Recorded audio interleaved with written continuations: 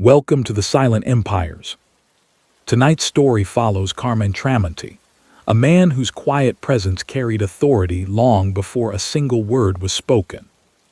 Carmine Tramunti was the kind of figure who never needed to raise his voice. His reputation often arrived before he did, and it stayed long after he left. But let me ask you something. Did you know most people have absolutely no idea where their money disappears every month? Most people don't have a money problem. They have a money tracking problem. That's why I use Kynd Savings. First, expense tracking. It tracks your spending and shows your safe to spend amount. Second, savings goals. Save for bills, travel, or anything important without complicated budgeting. Third, auto checkout. It organizes your daily spending automatically. Fourth, user-friendly. Clean, simple, and easy to use. Search Kynd Savings on the Google Play Store and use code SILENT100 for free access. Link in the description. Now back to Carmine Tramunti. New York City, autumn 1973. Outside, the streets are thick with sirens and anxiety. The city is wrestling with a heroin crisis that has hollowed out entire neighborhoods, a fiscal emergency looming on the horizon, and a sense that the old order is fraying.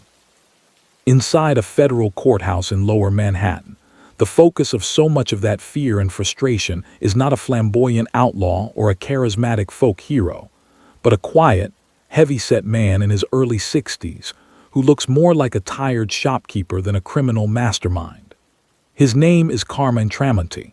He squints at the judge, not entirely comfortable with the paperwork and proceedings around him. Prosecutors say he sits at the top of a criminal hierarchy that has helped flood New York streets with narcotics. Reporters lean forward, trying to reconcile the ordinary-looking defendant with the charges being read out loud, charges that tie him to one of the most notorious heroin networks in modern American history. To understand why this unremarkable man has become the symbol of a city's struggle with organized crime, it is necessary to step back, decades back, into the world that formed him. The story begins thousands of miles away, in southern Italy at the turn of the 20th century. Official records differ on the precise town, but most sources agree that Carmine Tramunti was born in 1910, somewhere in the impoverished South, in a region that had been exporting its people for decades. Those years were marked by hunger, limited land, and few prospects. Peasants watched ships depart for the Americas and heard stories, often exaggerated, about streets paved with opportunity. For many families, including the Tramuntis, the decision to leave was less a bold adventure than a grim calculation. Stay and face predictable hardship, or cross the ocean in search of something, anything, better. At some point in Carmine's earliest years, his parents joined the wave of migration that carried millions of Italians to the United States. Passenger manifests from that era show ship after ship docking in New York Harbor, disgorging families who carried everything they owned in a few bundles. They passed through Ellis Island with questions they could barely understand, tagged and prodded through medical inspections, then ferried toward Manhattan's teeming tenements. It was into that world, the crowded polyglot blocks of immigrant New York, that young Carmine was brought. He grew up in a city that was bursting at the seams.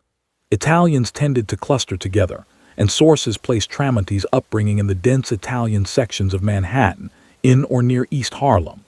These were streets alive with the sounds and smells of the old country, dialects from Naples, Calabria, and Sicily, the aroma of frying garlic from basement kitchens, laundry strung across narrow air shafts. Life in those tenements was hard. Apartments were cramped and poorly ventilated. Families often took in boarders just to make rent. Children shared beds or slept on floors. Diseases passed easily through buildings where running water and adequate sanitation were rare luxuries. Work defined the rhythm of life from an early age. Adult men took whatever jobs they could find, digging ditches, hauling bricks, working in sweatshops. Women sewed piecework at home or labored in factories. Children were expected to contribute. Many boys, including those who would later populate the ranks of New York's criminal underworld, found themselves on the streets more than in classrooms. It is clear from later law enforcement reports that Carmine received little formal education. Prosecutors and journalists would repeatedly note that he was functionally illiterate, signing his name with difficulty and relying on others to read documents. Whether because he left school to work, or because school offered him little that seemed useful in the world he saw around him, he grew up without the basic literacy that many Americans took for granted. On the streets of East Harlem, what mattered was less a report card than the ability to read people and situations, to know when to speak and when to keep quiet, which corners to avoid, which older boys to respect. The Italian neighborhoods were already home to an older generation of criminal figures, remnants of the so-called Black Hand gangs and early extortionists who preyed on their own communities. By the time Carmine was a child, those earlier formations were being overtaken by a new kind of organized network, more structured and attuned to the opportunities of a modern city. Names like Giuseppe Morello, Gaetano Riene, and eventually Gaetano Gagliano circulated in whispers. These were not the crude thugs of popular imagination so much as pragmatic operators who combined traditional village loyalties with a keen sense of the American marketplace. Prohibition, enacted in 1920 when Carmine was about 10 years old, transformed that marketplace. The federal ban on alcohol created a vast illicit industry overnight. For communities like East Harlem, where distrust of authority and economic frustration ran deep, the new law was an opportunity as much as it was a moral crusade. Speakeasies and backroom bars flourished. Trucks moved under cover of night, carrying bottles instead of bricks. What had previously been scattered, small-scale rackets now coalesced into larger, better organized operations. A boy growing up in these neighborhoods could see, with his own eyes, that some men, those connected to the right groups, had nicer suits, steadier cash, and a measure of protection from the random humiliations that immigrants regularly endured at the hands of landlords, police, and employers. Records from the New York Police Department and later FBI summaries would describe Carmine Tramunti's first serious encounters with the law as occurring in his late teens and early 20s. The details vary depending on the source, but a consistent picture emerges. A young man involved in street-level crimes typical of the time, assaults, illegal weapons possession, and gambling. None of these early arrests catapulted him into notoriety. The sentences, when convictions followed, tended to be short. But each entry on his growing record placed him more firmly within the orbit of those who lived just beyond the boundaries of the law. Gambling, in particular, became the center of his world. In those years, illegal dice games and card tables were as much a social institution as a criminal one in Italian Harlem. Basement clubs, corner cafes, and back rooms behind candy stores hosted nightly contests. Men wagered their pay on cards, dice, and the numbers game, a clandestine lottery that would later be known simply as the policy. The house always took a cut, and that house was often controlled, directly or indirectly, by people linked to what would later be called the Lucchese crime family. It was in this ecosystem that Tramunti found his niche. Unlike some of his contemporaries, Carmine did not rise by spectacular acts of violence or daring heists. The portrait that emerges from law enforcement profiles and later court testimony is of a man who understood the quiet, relentless math of illegal gambling. He learned how to run games in a way that attracted regulars, how to manage credit for habitual bettors, and how to keep disputes from spinning out into open conflict. He was, in plain terms, a bookmaker and a manager of games, the nickname that would follow him for the rest of his life, Mr. Almost certainly tied to this period, probably originating among fellow gamblers. Its exact origin remains debated, but its use suggests a familiarity and a recognition that he was firmly embedded in the gambling culture of his neighborhood. Above and around him, the structure of organized crime in New York was undergoing dramatic change. The early 1930s saw the so-called Castellammer's War, a bloody struggle between rival Italian factions vying for control of the city's lucrative rackets. Although there is no credible evidence that the young Tramunti played any significant role in that high-level conflict, he lived in the world it reshaped. When the dust settled, Charles Lucky Luciano and his allies had created a more modern corporate-style underworld. They divided the city into 5 major organizations, later known as the 5 families, each with a formal hierarchy of boss, underboss, capwargimes, and soldiers. Carmine's sphere, East Harlem and its gambling dens, fell under the influence of one of these emerging powers. The Gagliano family, named for its quiet, cautious leader Gaetano Tommy Gagliano. For men at the bottom of the ladder, this restructuring meant that individual hustles and neighborhood gangs were now expected to align themselves with one of the recognized families. In return for a share of profits and loyalty in times of conflict, they could expect protection, mediation of disputes, and access to more lucrative opportunities. By the mid-1930s, evidence suggests that Tramunti had effectively become part of the Gagliano organization. He operated gambling operations that kicked money up to higher-ranking figures, and in turn, benefited from the backing that came with that arrangement. Police reports from later decades would routinely list him as an associate in the family's East Harlem operations, before nomming him as a made member. These changes were not dramatic events in public view. There were no grand ceremonies on street corners. Instead, the transformation of a young street gambler into a recognized figure in the underworld took place slowly, through dozens of small transactions and decisions: who he paid, who he answered to, which disputes he asked the higher-up to resolve. What is striking is that, even as his criminal world expanded, Tramunti's life remained geographically compact. He was not traveling the country pulling off spectacular robberies. He was walking the same blocks day after day, building relationships, managing bets, and trying to ensure that his operations remained profitable and, as much as possible, undisturbed by law enforcement. The Great Depression deepened the significance of this work. As legitimate jobs evaporated in the early 1930s, gambling did not disappear. If anything, it became more entrenched. People who had lost their savings sometimes turned to the numbers game or card tables in desperate hope of a quick win. For operators like Carmine, hard times could paradoxically mean a steady stream of customers. Yet the same forces that pushed more people into such underground economies also drew heightened attention from authorities. Reform-minded politicians and crusading district attorneys, determined to clean up New York's image, periodically launched campaigns against vice districts. Raids would be conducted, small-time operators arrested, and headlines generated. Those who survived in this environment learned to be careful and to maintain a low profile.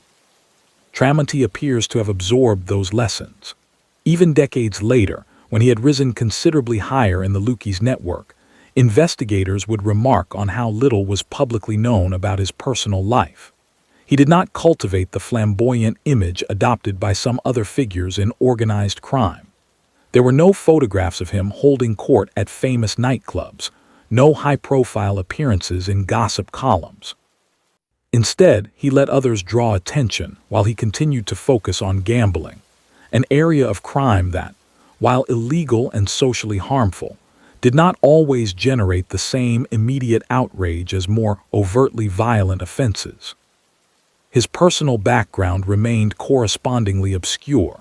It is known that he married and had children, and that he maintained a household life that, from the outside, appeared unremarkable. Neighbors, when later interviewed, often described him in neutral or even vaguely positive terms: quiet, polite, not the kind of man who drew attention to himself in the hallway or on the stoop. This dual existence, ordinary family man at home, increasingly important figure in the underground economy outside, was not unique in his world, but in Tramunti's case it was particularly pronounced.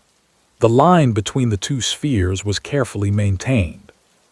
Throughout the late 1930s and into the 1940s, as world events churned in the background, the foundations of his later power were being laid. The end of Prohibition in 1933 had forced organized crime to diversify.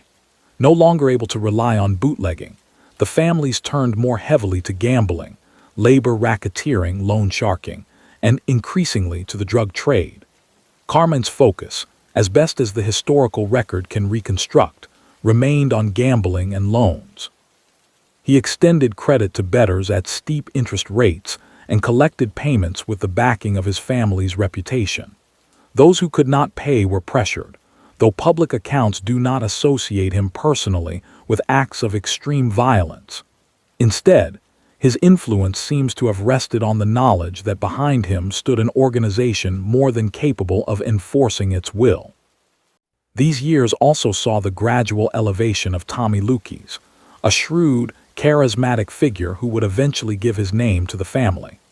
Under Lukes' guidance, the organization became more adept at navigating both the criminal world and the gray zone between crime and legitimate business, using fronts, infiltrating unions, cultivating politicians. Within this evolving machine, someone like Tramunti, who understood the workings of neighborhood gambling and could be trusted to keep money flowing upward, was valuable. Law enforcement documents from the post-war era start to place him more explicitly into the chain of command, identifying him as a key figure in the family's gambling operations. In the broader city, change was visible everywhere. Returning veterans in the late 1940s came home to neighborhoods in flux. Some Italian families began to move out of East Harlem to the Bronx or Queens, hopping for better housing and schools. African American and Puerto Rican migrants moved into the old tenement districts in large numbers, altering the demographic makeup of the streets where Carmine had spent his youth. These shifts would, in time, alter the structure and geography of organized crime itself. But in the immediate post-war years, the old network still largely held. Cafes and candy stores remained meeting places, bookmaking and dice games continued to thrive, and men like Tramunti, who had spent decades quietly building their reputations in this world, were entering middle age with more influence than many ordinary citizens would ever realize. Yet even as his status rose, there was an inherent limit to how visible he could allow himself to become. Unlike politicians or legitimate businessmen, organized crime figures could not advertise their success. They lived with the constant awareness that law enforcement attention was never far away. Surveillance units began to trail known associates, phones were tapped under court orders, and prosecutors started to assemble the long, painstaking cases that would, much later, bring men like Carmine to the dock in federal court. For the moment, though, in the 1940s and early 1950s, he remained one of many mid-ranking figures in an underworld that the broader public knew existed but could only dimly perceive. The trajectory from an immigrant child in a crowded tenement to a seasoned gambling operator for one of New York's most powerful criminal organizations was not a straight line, nor was it preserved in detail in any one archive. It must be pieced together from arrest records, surveillance reports, court documents, and the recollections of those who interacted with him. What becomes clear through that mosaic is that the forces shaping his life were larger than any individual choice. Mass migration, urban poverty, ethnic prejudice, prohibition, the evolution of modern organized crime. Within those currents, Carmine Tramunti carved out a role that would, over time, place him far closer to the center of power in the Lukes family than anyone might have predicted from the bare, simple facts of his birth. Decades after his parents had first stepped onto the docks of New York Harbor, the boy they had carried across the Atlantic had become a man whose decisions could affect, directly or indirectly, hundreds of other lives, bettors and debtors, fellow gamblers and rank-and-file family members.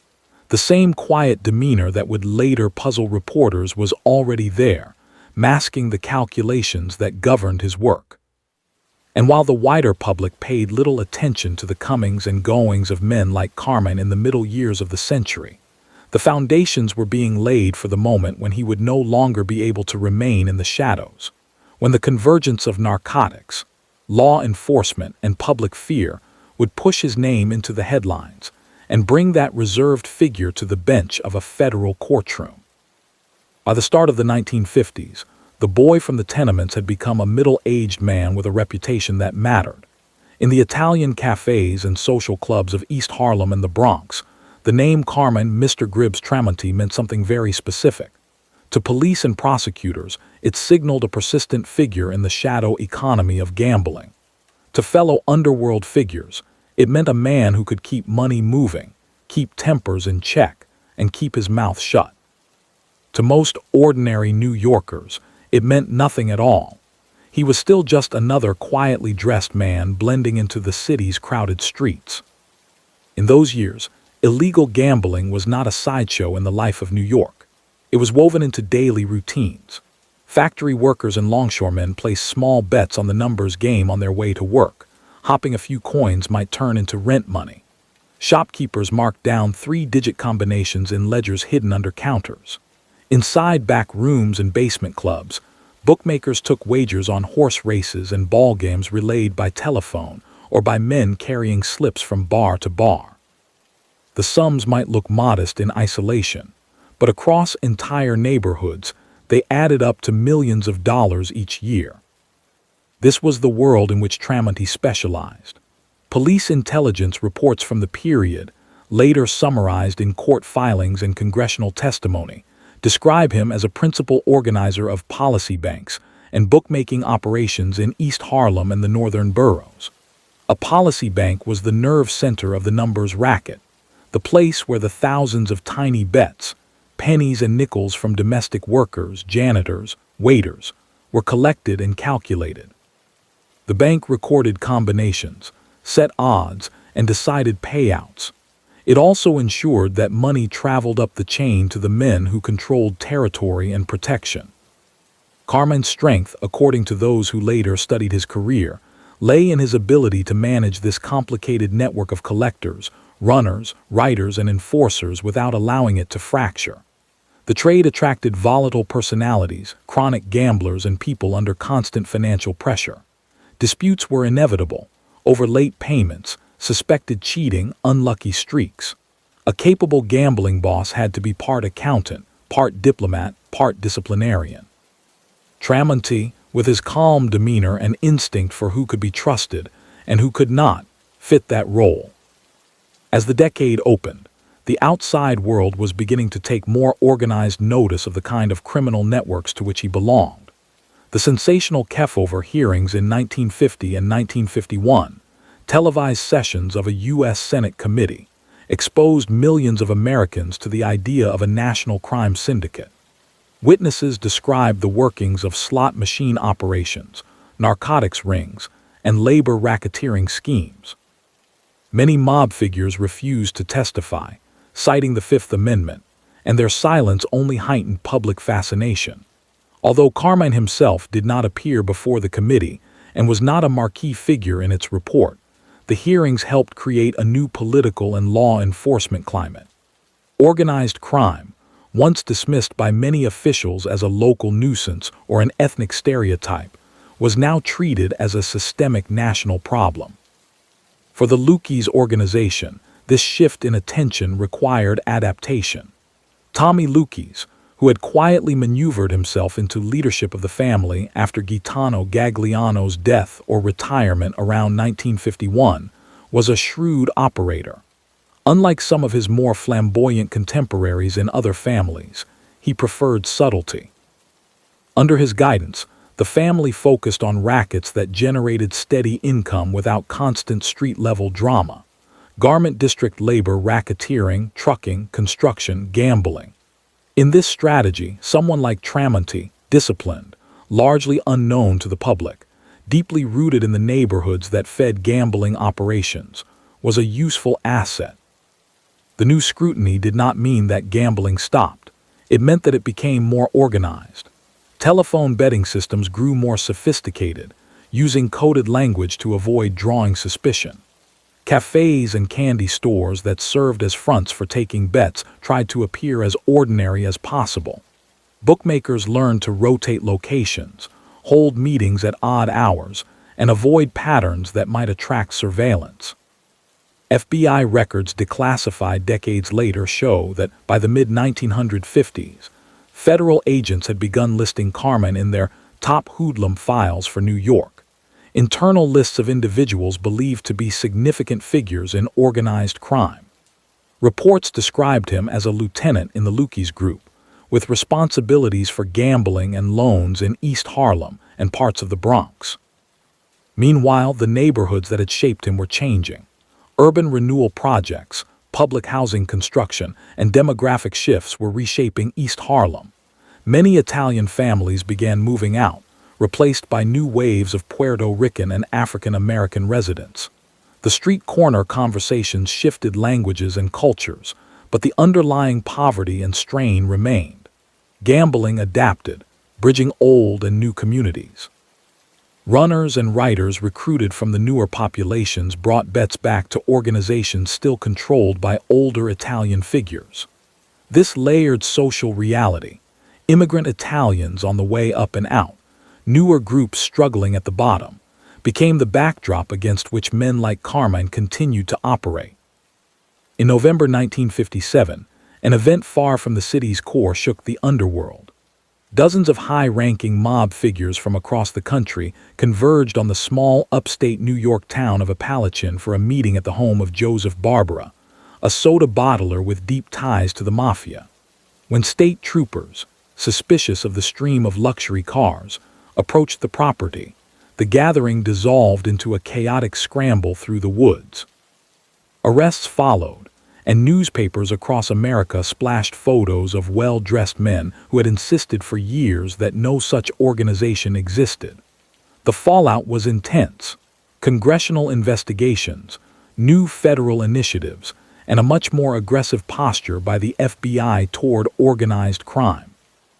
Carmine's name does not appear on the official lists of Appalachian attendees.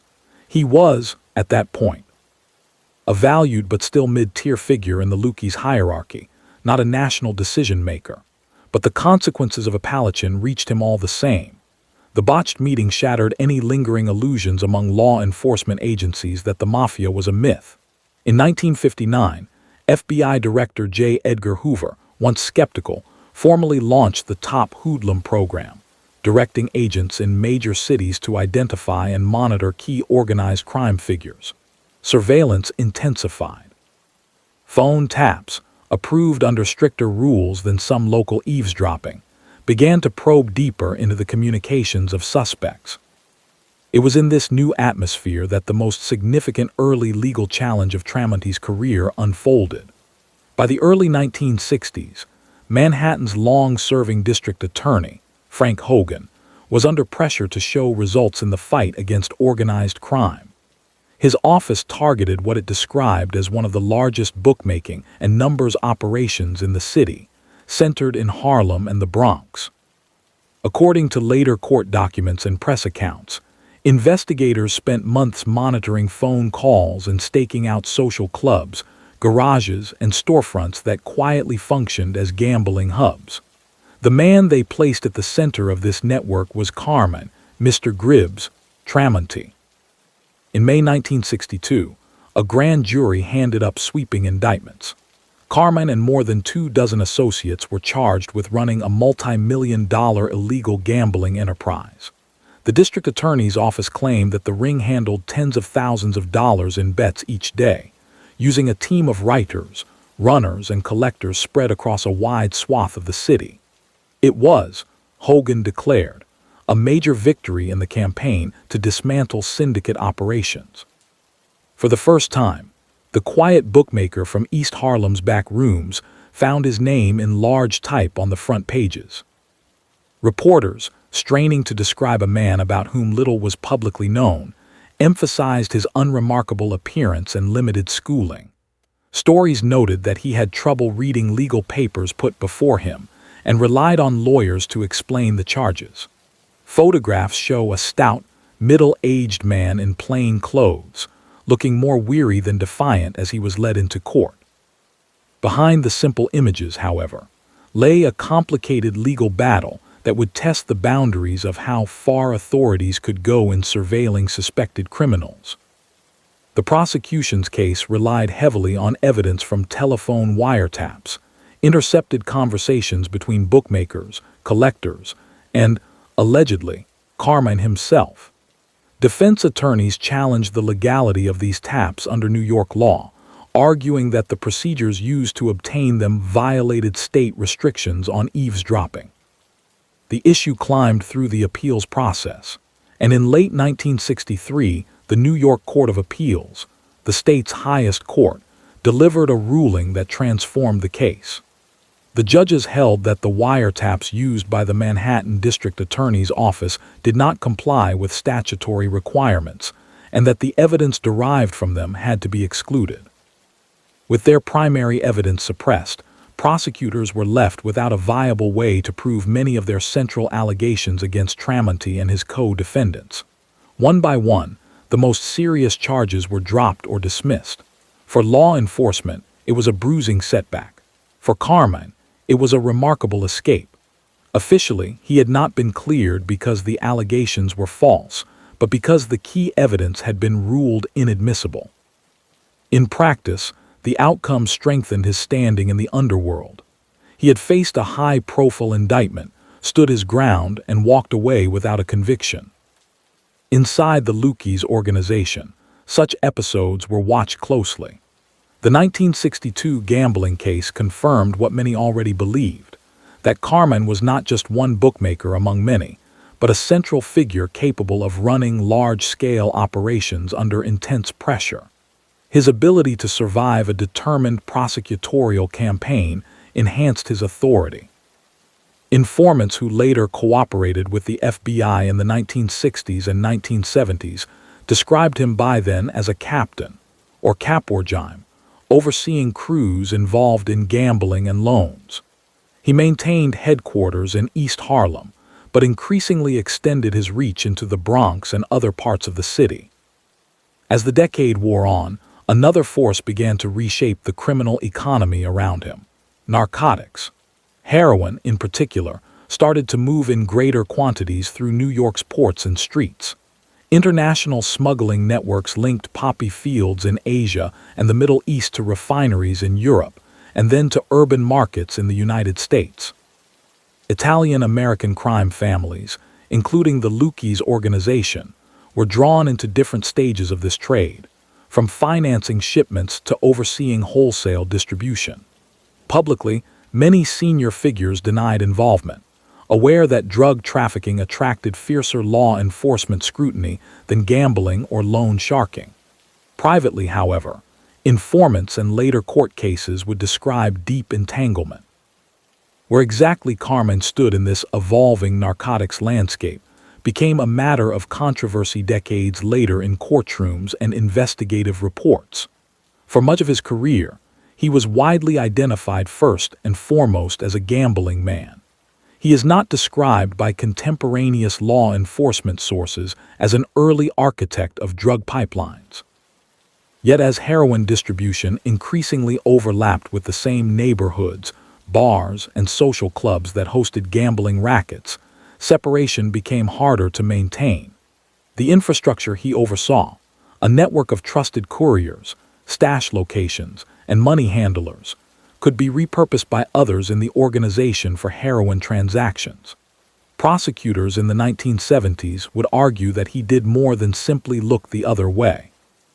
For the moment, though, in the mid-1960s, the most immediate change in Carmine's world came from within the Lucchese family itself. Tommy Lucchese, the cautious, capable boss under whom Tramunti had risen, began to suffer serious health problems. By 1965, Lucchese's appearances were rare, and his ability to manage daily affairs diminished. Real power increasingly fell to prominent lieutenants, including Anthony "Tony Ducks" Corallo, a seasoned racketeer with strong ties to construction, trucking, and unions. But Corallo was hampered by his own legal troubles and was soon facing prison time. When Lucchese died in 1967, he left behind a well-organized but suddenly leaderless family. The decision about who would succeed him was not an internal matter alone. Under the rules that had evolved since the Castellammare War, changes in leadership of one of New York's 5 families required the approval of the commission, the informal board composed of bosses from the major organizations. They wanted stability, someone who would keep money flowing, avoid reckless internal wars, and maintain the delicate balance of power among the families. According to FBI intelligence reports and later testimony from informants, the solution they arrived at was, in some ways, a compromise. Anthony Corallo was the favorite to become long-term boss, but his legal entanglements and coming imprisonment made it impractical to install him immediately as the public leader. Instead, commission members, including the influential Carlo Gambino, turned to an older, lower-profile figure, Carmine "Mr. Gribbs" Tramunti. He was in his late 50s, respected within his own family, not associated in the public mind with spectacular violence, and crucially, thought to be a short-term, steady caretaker. By the end of the 1960s, law enforcement agencies increasingly described him not just as a captain but as the head or acting head of the Lucchese family. There was no public announcement, no press release. Within the clandestine culture of organized crime, leadership changes were communicated through whispers, private meetings, and subtle shifts in who gave orders and who collected payments.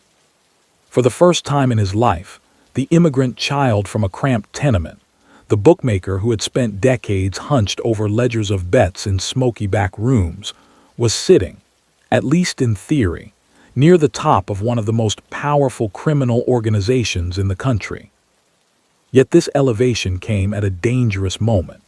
The same years that saw Carmine's rise to the front of the Lucchese family also saw an escalation in law enforcement efforts and in the social damage caused by narcotics. Heroin addiction was carving paths of destruction through neighborhoods across New York. Overdoses and associated crime rates alarmed residents and officials alike. Political pressure mounted on prosecutors, police commissioners, and federal agencies to act decisively against those believed to be profiting from the trade. In this climate, the quiet gambling specialist who had once attracted little public notice would soon find himself recast, in the eyes of prosecutors and the press, as a symbol of something far larger and more destructive than cards and numbers on a page.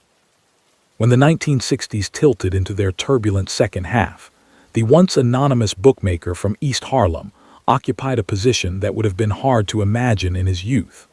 Within law enforcement files and underworld circles, Carmine, Mr. Gribbs, Tramunti was now described not only as a gambling boss, but as the man effectively leading the Lucchese crime family. The title did not come with formal documentation or public acknowledgement. It arrived in whispers and in the subtle ways that authority reveals itself. Who chaired meetings, whose name was invoked when disputes needed settling, who had the unquestioned right to approve new ventures and mediate conflicts. By most accounts, his rise to the top of the Lucchese hierarchy was less the result of personal ambition than of circumstance. The family's longtime boss, Tommy Lucchese, had been admired for his ability to balance ruthlessness with low-key pragmatism. As illness consumed Lucchese in the mid-1960s, real control shifted into a kind of collective stewardship among senior captains. Anthony "Tony Ducks" Corallo, an influential figure with deep ties to unions and construction, was widely seen as the natural long-term successor. But Corallo's own legal troubles and expected prison term forced the commission, the informal ruling council of New York's major families, to look for a caretaker who could hold the seat without destabilizing the organization. Carmine fit that role. He was older, in his late 50s by the time Lucchese died in 1967, and had never projected himself as a visionary boss or military strategist. He lacked the education and polish of some of his contemporaries. His difficulty with reading and writing meant he depended heavily on trusted aides to handle written communications and complex paperwork. Those very limitations, however, made him seem like a safe choice from the perspective of other powerful figures. He was unlikely to initiate reckless wars, unlikely to try to reshape the entire underworld structure, and unlikely to challenge the broader cartel of interests represented on the commission. His charge was straightforward: keep the Lucchese family's operations functioning, protect its income streams, and maintain internal discipline until a more permanent arrangement could be put in place. Within the Lucchese organization, his authority rested on long familiarity. For years he had supervised profitable gambling and loan sharking operations. Men who had worked under him at policy banks and card rooms knew he could be patient but unyielding, slow to anger but intolerant of open defiance. Underworld etiquette emphasized humility toward superiors and generosity toward one's own crew, and by most informed accounts Carmine largely adhered to those expectations. He made sure that his people were paid, that families of imprisoned members received help, and that grievances were heard, even if not always resolved the way complainants wanted. The city over which he now exerted hidden influence was itself undergoing convulsions. New York in the late 1960s was a place of protest marches and black and white television footage of Vietnam, of civil rights demonstrations and urban unrest. Traditional white ethnic neighborhoods that had defined much of the earlier 20th century were breaking up, as families with some means moved to the suburbs or to more spacious districts in the outer boroughs. East Harlem, the dense enclave that had shaped Carmine's childhood and career, was by then largely Puerto Rican and African American. Many Italian-American residents had decamped to the Bronx, Queens, or Westchester, leaving behind aging tenements and underfunded schools. The structural problems of the city, deindustrialization, rising unemployment, under-resourced social services, created conditions in which illegal economies could thrive. Heroin, in particular, became both symptom and cause of social breakdown. By the late 1960s, reports from hospitals, social workers, and police precincts pointed to a sharp increase in addiction across poor neighborhoods. Public concern amplified with each story of overdoses and associated street crime. For federal and local authorities, narcotics overtook gambling and traditional vice as the most urgent focus of enforcement. At the same time, the tools available to pursue organized crime cases changed dramatically. In 1968, the federal government created the Bureau of Narcotics and Dangerous Drugs, BNDD, consolidating earlier, smaller narcotics enforcement agencies into a single body with greater resources. 2 years later, Congress passed the Racketeer Influenced and Corrupt Organizations Act, better known as RICO. For the first time, prosecutors had a legal framework to target not just individual criminal acts, but the larger organizations that directed and profited from them. Surveillance technology improved, and court decisions gradually defined more precise but still flexible rules for wiretapping and electronic eavesdropping. The era when a crime boss could rely primarily on low profile and neighborhood loyalty had begun to close. Within this evolving landscape, the relationship between organized crime families and the heroin trade was complex. Senior figures had long debated the wisdom of deep involvement in narcotics. Some, like Vito Genovese in the 1950s, had thrown their weight behind it and paid a price when law enforcement attention followed. Others insisted their organizations should avoid drugs altogether, not necessarily out of moral revulsion, but from a hard-headed assessment of risk. Publicly, many bosses voiced stern opposition to narcotics dealing, threatening internal discipline against members who became involved. Privately, however, multiple later court cases and informant testimonies made clear that these prohibitions were often selectively enforced or sidestepped through intermediaries. Carmine's own stance has been the subject of debate among historians of organized crime. Contemporary FBI and BNDD documents from the late 1960s still tended to describe him primarily as a gambling specialist, the head of a family traditionally strong in bookmakers, policy banks, labor influence, and construction-related rackets.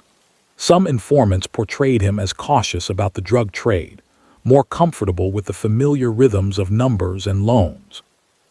Others, particularly after his narcotics conviction in the 1970s, depicted him as a financier who, even if he did not handle packages himself, was willing to back heroin networks that promised high returns. What is not in serious dispute is the broader structure of the heroin pipelines feeding New York during these years. Much of the high-quality product reaching the city traced back to processing labs around Marseille in southern France, where Corsican criminal groups converted morphine base into refined heroin for shipment overseas.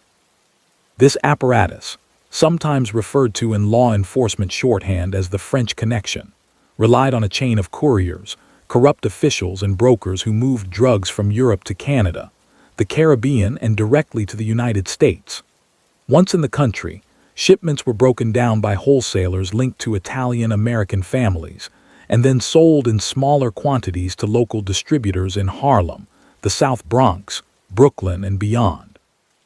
New York had already seen one spectacular confrontation with this network earlier in the decade.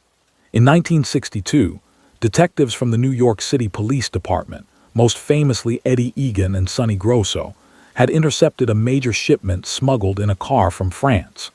That case, which later inspired a book and film, brought the term French Connection into popular vocabulary. But even as that particular pipeline was disrupted, others took its place. The basic economic logic remained the same. As long as demand for heroin remained strong, other suppliers and routes would emerge. Against this backdrop, Carmine's world of gambling and quiet club meetings intersected with the increasingly aggressive efforts of narcotics investigators. BNDD agents and New York detectives began to map the networks of street-level dealers and mid-level suppliers operating in Harlem and the Bronx, many of whom were African American or Puerto Rican. As they followed the trails of money and product upward, their reports repeatedly collided with names familiar to organized crime squads. Men associated with the mafia families who, according to informants, provided financing, protection, and logistical support. In these dossiers, the Lucchese family appeared as one of several organizations suspected of playing a behind-the-scenes role in narcotics distribution. Surveillance reports referred to social clubs and restaurants where members met, coded telephone calls in which money figures were discussed, and sightings of known Lucchese figures in the company of suspected dealers. Among the names that surfaced was that of Carmine Mr. Gribbs Tramunti, by then already flagged in the FBI's top hoodlum program and recognized internally as head of his family. Federal agents soon learned that attacking such a figure directly was not simple. Carmine's inability to read or write might have been a personal handicap, but it also meant that he rarely left a documentary trail. He avoided telephones when possible for sensitive discussions, relying on in-person conversations or trusted intermediaries. His daily routines, as pieced together from later surveillance, often revolved around a handful of familiar locations: cafes in East Harlem, social clubs in the Bronx, occasional visits to restaurants in Midtown Manhattan frequented by other underworld figures. He was not a man rushing from meeting to meeting in multiple cities. He was a local operator whose strength lay in long-standing relationships. Yet the broader criminal landscape around him was changing in ways that made such caution less effective. The late 1960s and early 1970s saw significant revelations about corruption within the New York City Police Department. The Knapp Commission, convened in 1970 following whistleblower accounts, uncovered widespread patterns of officers accepting payments to ignore gambling, narcotics, and other vice operations. In the course of its work, the commission and related investigations delved into the long-rumored theft of heroin from the NYPD's own evidence warehouses, drugs originally seized in earlier French Connection cases that had somehow reappeared on the street.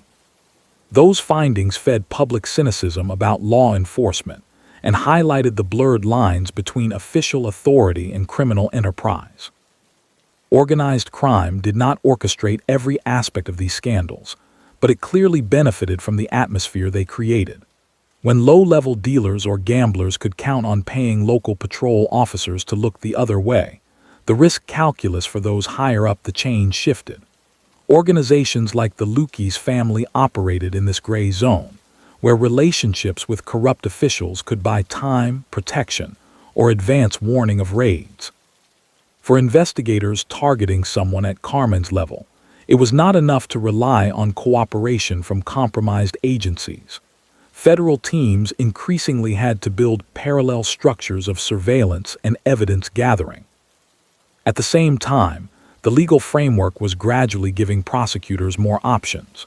RICO, though enacted in 1970, was still new and untested in complex organized crime cases, but its very existence signaled a shift in thinking. Authorities no longer aimed only to arrest individual bookies or low-level heroin sellers.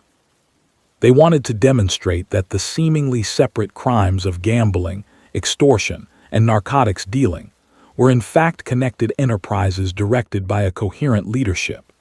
In this conceptual model, a figure like Carmine was not just another bookmaker or investor, but the responsible head of a criminal organization whose reach extended into multiple illegal markets.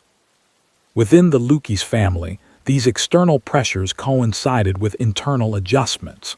Carmine's advancing age and health issues, variously reported as heart problems and other ailments, limited his mobility.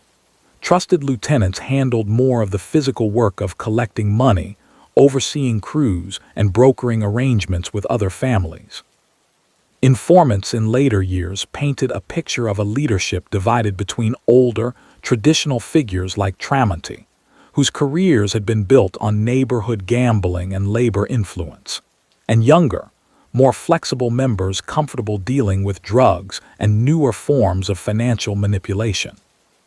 The question of how much direct control he exercised over narcotics operations remains difficult to answer with absolute precision. The structure of American organized crime was deliberately layered, with buffers inserted between senior leaders and visible criminal acts. A boss or acting boss might approve a particular associate to open a spot for gambling or to handle certain unions, but day-to-day operations were typically delegated. When it came to heroin, the high profits increased both the potential reward and the risk. Some bosses are known to have authorized narcotics ventures on the understanding that any fallout would be contained at lower levels. Others tried, with varying success, to keep their families officially at arm's length. What is clear is that by the early 1970s, federal and local narcotics investigators believed they could link at least one major heroin distribution network to financing and protection from the Lucchese organization, and specifically to Carmine. BNDD agents worked with informants inside the distribution chain, flipping street dealers and middlemen with the promise of reduced sentences. Wiretaps, now sought under tighter legal rules than the ones that had been thrown out in his earlier gambling case, monitored telephone calls among suspected participants. Undercover agents posed as buyers or facilitators, documenting transactions and conversations.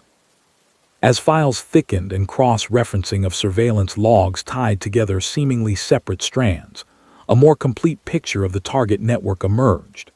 At the street level, much of the selling was done by non-Italian groups in Harlem and the Bronx, dealing directly with the addiction and desperation that heroin produced. Above them sat mid-level suppliers responsible for receiving larger quantities, cutting them, and arranging wholesale distribution. The highest tier, according to the government's theory, included financiers and protectors within the Lucchese family, men who provided capital to buy shipments, arranged safe storage, and guaranteed that disputes would be resolved without recourse to official channels. In these narratives, Carmine appeared as a kind of banker and guarantor, someone whose long experience in handling large sums from gambling and loan sharking made him a natural conduit for heroin money. Whether he personally approved specific transactions or simply allowed key associates to use his name and organizational backing would later become a point of contention between prosecutors and his defense. But as far as the agents assembling the case were concerned, his position at the top of the Lucchese structure made him a legitimate target. They were determined not to repeat the experience of the early 1960s, when technical defects in wiretap procedures had allowed him to walk away from a large gambling indictment. By the time the new decade opened, the stakes on all sides were clear. New York's heroin crisis was front-page news, a visible human catastrophe that politicians could not ignore. Law enforcement agencies, armed with new statutes and more sophisticated investigative tools, were under direct orders to identify and dismantle the networks believed to be fueling the crisis. Inside the Lucchese family, the caretaker boss who had once specialized in unobtrusive numbers operations found himself presiding over an organization whose alleged entanglement with narcotics was drawing more and more focused attention. The convergence of these trajectories, the aging bookmaker elevated to leadership, the transformation of federal strategy against organized crime, and the intensifying heroin epidemic set the stage for the conflict that would define the final chapter of Carmine Tramunti's life. In offices across Manhattan, federal prosecutors and BNDD supervisors pored over transcripts, informant reports, and surveillance summaries, shaping them into a case aimed squarely at the quiet man known as Mr. Gribbs. For decades he had managed to operate largely in the shadows, his influence recognized mainly by those within his own world. Soon, the anonymity he had long cultivated would be impossible to maintain. In the early years of the 1970s, the file with Carmine, Mr. Gribbs, Tramunti's name on it, was getting thicker in federal offices across Manhattan. Agents from the Bureau of Narcotics and Dangerous Drugs pored over charts that mapped connections between street dealers, mid-level suppliers, and men whose faces rarely appeared on police blotters. The pinboards in those rooms were crowded with photographs, addresses, and telephone numbers. Somewhere near the top, never at the center, but always in the orbit of the most important circles, was an older, heavy-set man whom the agents had come to see as a key figure in the Lucchese crime family. For decades, he had been known primarily as a gambling boss. Now, in the midst of a worsening heroin crisis, investigators were increasingly convinced that his influence reached into a very different sort of trade. The turning point lay, in part, in the tangled history of the so-called French Connection. A decade earlier, New York detectives had seized large quantities of high-grade heroin smuggled from Europe, a dramatic coup that newspapers framed as a major blow to international traffickers. The seized drugs were locked in police evidence rooms, logged and weighed, as cases made their slow way through the courts. Years later, however, auditors and reform investigators would make a disturbing discovery. Some of those carefully inventoried packages no longer contained what they were supposed to. The heroin had been removed and replaced with flour or another harmless powder. The evidence, literally and figuratively, had been adulterated. Unraveling how that had happened exposed a chain of corruption that reached into parts of the New York City Police Department itself. Officers assigned to narcotics details or property rooms had siphoned off portions of seized heroin and funneled it back into the very market they were supposed to be combating. The scandal, partially brought to light through the work of the Knapp Commission in the early 1970s, shook public confidence in the city's institutions. It also forced federal authorities to take a fresh look at the networks that had moved that stolen heroin back onto the street. The question was no longer only who had brought the drugs into the country years earlier, but who had been in a position to buy, distribute, and profit from contraband that came, perversely, from police vaults.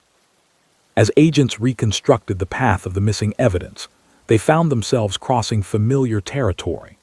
Informants and surveillance suggested that some of the stolen heroin had been sold into distribution systems run by long-standing underworld figures in Harlem and the Bronx. These were not new organizations hastily thrown together, but extensions of established structures that had long managed gambling, loans, and other illicit businesses. In this picture, the narcotics rings did not stand apart from the mafia families. They intersected with them. Financial backers with access to large amounts of cash, men accustomed to managing the flow of betting money and loan payments, were in an ideal position to purchase heroin wholesale, front it to trusted intermediaries, and collect returns. Gradually, the name of Carmine, Mr. Kynd Tramunti, moved from the periphery of those charts closer to their center. BNDD and FBI files from this period describe him as the acting head of the Lucchese family, a man whose reputation for steady, unflashy management made him a natural hub for money moving in and out of illegal ventures.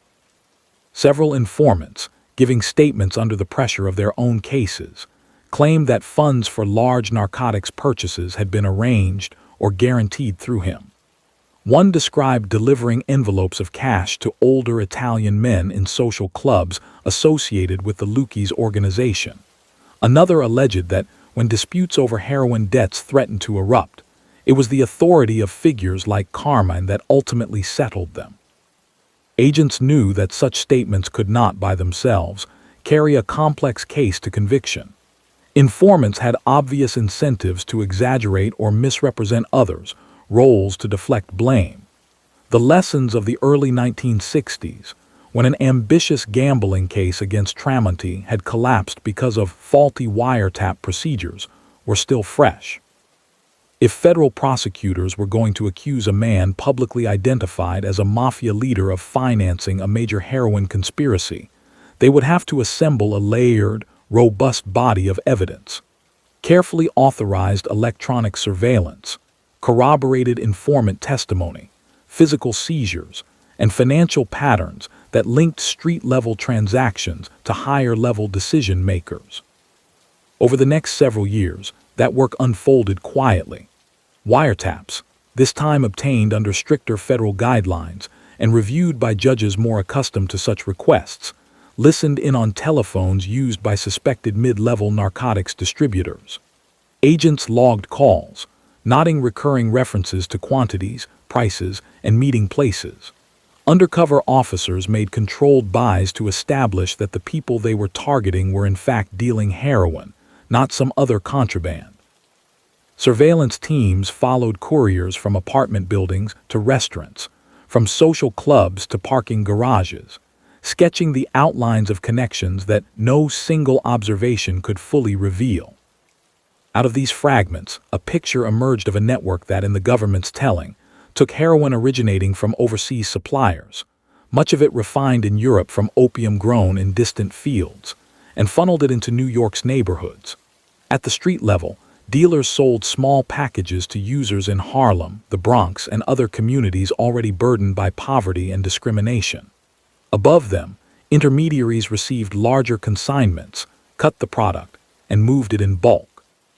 At the top, prosecutors would later argue, stood a small group of figures, largely Italian-American, who orchestrated financing, arranged protection, and took the lion's share of the profits. Among them, investigators placed Carmine as a kind of banker and guarantor for a portion of the system. Social conditions outside the investigation rooms added urgency to the case. By the early 1970s, New York's heroin problem was no longer something that could be kept out of view. Overdose deaths, while not described in graphic terms in official reports, climbed steadily. Community leaders in affected neighborhoods spoke of families shattered by addiction, of property crimes and robberies tied to the need to finance drug use, of strained hospitals and social services. Newspapers carried stories of parents testifying at city hearings, pleading for stronger action. For elected officials, the political cost of appearing soft on those perceived to be behind the narcotics trade grew too high to ignore. In this climate, the idea of striking at high-level figures like Tramunti gained both practical and symbolic weight. Practically, Prosecutors believed that removing key financial backers and protectors could disrupt the flow of heroin more effectively than endless arrests of low-level dealers, who were easily replaced. Symbolically, a successful case against a man widely identified as a mafia leader would demonstrate that the government could reach into the upper tiers of organized crime, not just chip away at its margins. The stage was set for a confrontation in court that would reshape public perceptions of Carmine's life and legacy. The blow fell in 1973. After years of surveillance, informant cultivation, and interagency coordination, federal prosecutors in Manhattan unsealed indictments charging dozens of individuals in a sweeping heroin conspiracy. Among the names listed, street dealers, middlemen, suspected corrupt intermediaries, was that of Carmine Mr. Gribbs Tramunti. The indictment alleged that he had played a central role in financing and protecting a narcotics ring that had moved large quantities of heroin through New York over several years. The language was stark. Prosecutors claimed the ring had handled drugs worth many millions of dollars on the street, although exact figures varied from one press account to another. Arrest teams fan out across the city.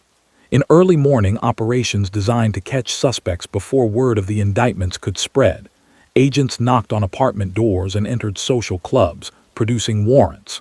Carmine was taken into custody without incident, described in contemporaneous reports as calm, even resigned. Unlike some of the younger defendants who shouted protests or looked visibly rattled in photographs, he appeared composed, if weary, as marshals led him between buildings. The man whose power had long been expressed in quiet phone calls and unremarkable walks down neighborhood streets was for the first time in his life squarely at the center of a high-profile federal criminal case. The initial court appearances crystallized the new public image that would attach to him.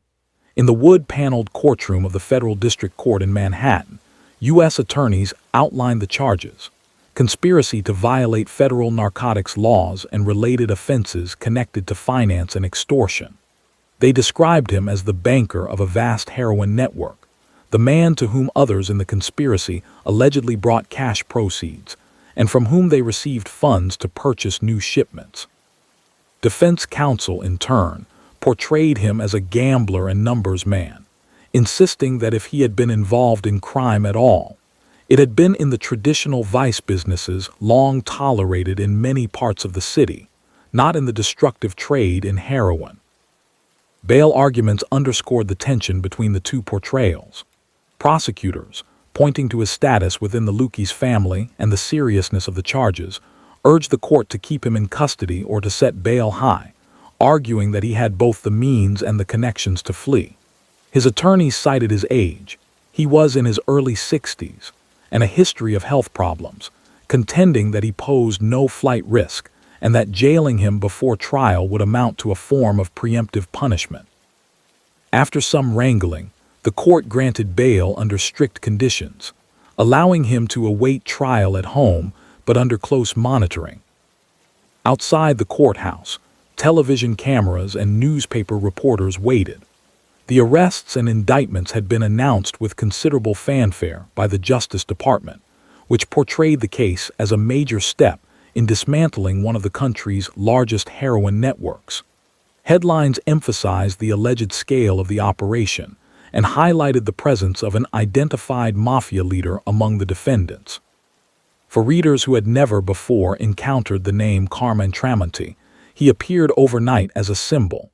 The aging godfather, now said to be at the heart of the city's most feared criminal trade. The contrast between that image and the relatively ordinary-looking man in the photographs only increased public fascination. Back in the neighborhoods where he had spent his life, reactions were mixed. Among those who moved in underworld circles, the indictment was seen as both a serious blow and a test. Some quietly wondered whether the government truly had the evidence it claimed or whether, as in the 1962 gambling case, procedural flaws or weak links in testimony would undercut the prosecution. Others, more attuned to the changing legal environment and the new aggressiveness of federal agencies, sensed that the odds of another clean escape were dwindling. For families and residents who had watched heroin take hold in their communities, there was hope that removing alleged high-level facilitators might bring some relief, though few were naive enough to expect that one case could reverse deep-rooted social problems. As pretrial motions began, memories of the earlier failed gambling prosecution resurfaced. Defense lawyers scrutinized the wiretap applications and surveillance procedures with particular care, looking for any technical missteps that could justify suppression of key evidence. They argued that some of the government's electronic listening may have strayed beyond the precise scope authorized by judges, or that certain informants were unreliable. Prosecutors responded with detailed affidavits, outlining how each interception had been obtained under the newer, more explicit federal statutes that had gone into effect since the 1960s, and emphasizing that many of their leads had been corroborated through physical surveillance and seizures. The court, operating within a legal environment that had shifted significantly since the days when state authorities had botched their own eavesdropping procedures, proved less receptive to broad suppression arguments. While some evidence might have been limited or excluded on specific grounds, the core of the government's case survived these early challenges. The judge set a trial date. For the first time, the theories that had been built in offices and on pinboards would be tested in open court before a jury. When the trial began, the courtroom filled with lawyers, defendants, federal agents, and curious members of the public. Because the indictment covered many people and a complex pattern of alleged conduct, the proceedings were sprawling. The government's task was to take what on the street looked like 1,000 small, disjointed acts, one man handing another a package, a phone call spoken in code, an envelope exchanged in a car, and arrange them into a coherent story that convinced 12 jurors beyond a reasonable doubt. Where heroin itself had been seized, prosecutors could present it as physical evidence. But much of the case rested on indirect proof, patterns of communication, unexplained movements of money, and crucially, the testimony of cooperators who had once been inside the network. Those witnesses, often mid-level dealers or brokers who had agreed to testify in exchange for reduced sentences or other considerations, described the mechanics of the trade in broad terms. They spoke of receiving heroin from certain suppliers, of being fronted product on credit, of passing along cash proceeds to higher-ups. Some recounted meetings in restaurants or club back rooms where prices and quantities were discussed, always obliquely. Again and again, prosecutors circled back to the assertion that above a certain level, the participants they had indicted did not act independently, but with the protection and guidance of organized crime figures. When it came to Carmine specifically, the testimony tended to be less direct. No witness claimed to have seen him personally carrying packages of heroin. Instead, the government emphasized his alleged role as financier and guarantor. One cooperator, for example, recalled being told by an intermediary that the people backing his supplier were powerful enough that debts could not be ignored. Another recounted delivering substantial sums of cash to an older man in a social club linked to the Lucchese family, whom prosecutors identified as Tramunti. Wiretap transcripts, read aloud in court, included conversations between intermediaries that, the government argued, referred to payments for the old man or instructions that, he says, certain financial arrangements should be honored. The defense sought to exploit every ambiguity in this chain. They pointed out that in coded conversations, identities were rarely explicit, and that terms like the people or the old man could refer to someone else entirely. They highlighted the incentives cooperators had to please prosecutors by placing blame on high-profile targets rather than on others closer to themselves.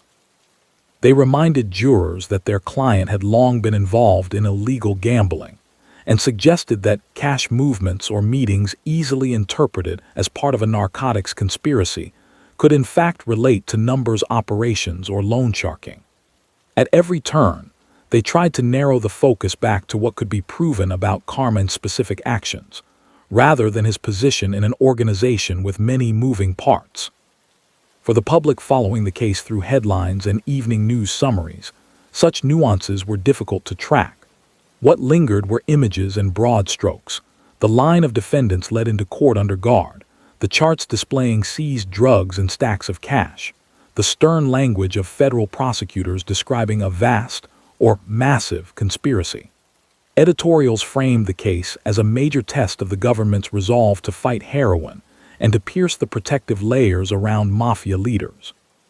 Civic groups and neighborhood organizations, deeply worried about the drug's impact but also wary of sensationalism, watched to see whether the process would live up to its billing. For Carmine himself, the experience of sitting day after day at the defense table, listening to others describe a world of heroin transactions that he publicly denied directing, must have been a stark contrast to the relative obscurity that had characterized most of his career. The man who had built his influence in quiet rooms above cafes, who had prided himself on staying off the front page, now found his name and face associated, in the public mind, with one of the ugliest problems facing his city. Whatever the verdict, that transformation of reputation could not be undone. The trial would not only determine his legal fate, it would fix, in the historical record, a new and far more controversial image of who Carmine, Mr. Kynd Tramunti was and what kind of power he had wielded. The long narcotics trial in Manhattan moved forward at a deliberate, sometimes exhausting pace. Weeks of testimony took their toll on everyone involved, jurors who had left their ordinary routines behind, lawyers shuffling binders in. Transcripts, agents watching from the gallery to see whether the careful work of surveillance and investigation would survive the crucible of cross-examination. For Carmine, Mr. Kynd Tramunti, sitting at the defense table in a suit that often seemed a size too large, each day meant listening as others described a world that prosecutors insisted he had helped to build and control. As the government closed its case, it tried to pull every strand together. Federal attorneys brought back charts and summaries that had appeared in pieces throughout the trial, now displayed in their full complexity. Dates, names, phone numbers, locations, and arrows indicating flows of money and heroin. They reminded jurors of the cooperative witnesses who had testified about their own roles in the distribution networks, acknowledging the deals those witnesses had made, but arguing that without their inside knowledge, the conspiracy could never have been fully exposed. They emphasized the anonymity of the top figures in such operations, contending that it was precisely because men like Carmine did not touch drugs themselves that their involvement had to be inferred from patterns of communication and finance. The defense, when it was their turn, tried to strip that complexity back down. They pointed out that no agent had ever photographed their client in the act of handling narcotics, no witness had claimed to have seen him at a drug handoff, and no documents bearing his name linked him directly to heroin transactions. They reminded the jury that he had a long-standing reputation as a gambling operator, that he had in fact been indicted years before for such offenses, and suggested that the government was taking the familiar contours of that world and coloring them with a new, more inflammatory hue. Where prosecutors saw references to heroin money, the defense insisted those same facts could just as easily point to numbers, receipts, usurious loans, or other long-established rackets. Closing arguments distilled months of testimony into competing narratives. For the government, this was a story about an older generation of organized crime leaders who had decided, despite whatever professed scruples they might have had, to exploit the enormous profits of the heroin trade, with devastating consequences for the city's poorest neighborhoods. For the defense, it was a story about a determined federal apparatus, under intense political pressure, seeking a symbolic victory in the war on drugs by attaching the harshest possible interpretation to the actions of a man whose real crimes, they argued, lay in areas the public had long tolerated or at least understood. When the judge finally instructed the jury, he cautioned them not to be swayed by headlines or by general fears about narcotics, but to decide only whether the government had proven beyond a reasonable doubt that each defendant had participated in the specific conspiracy alleged.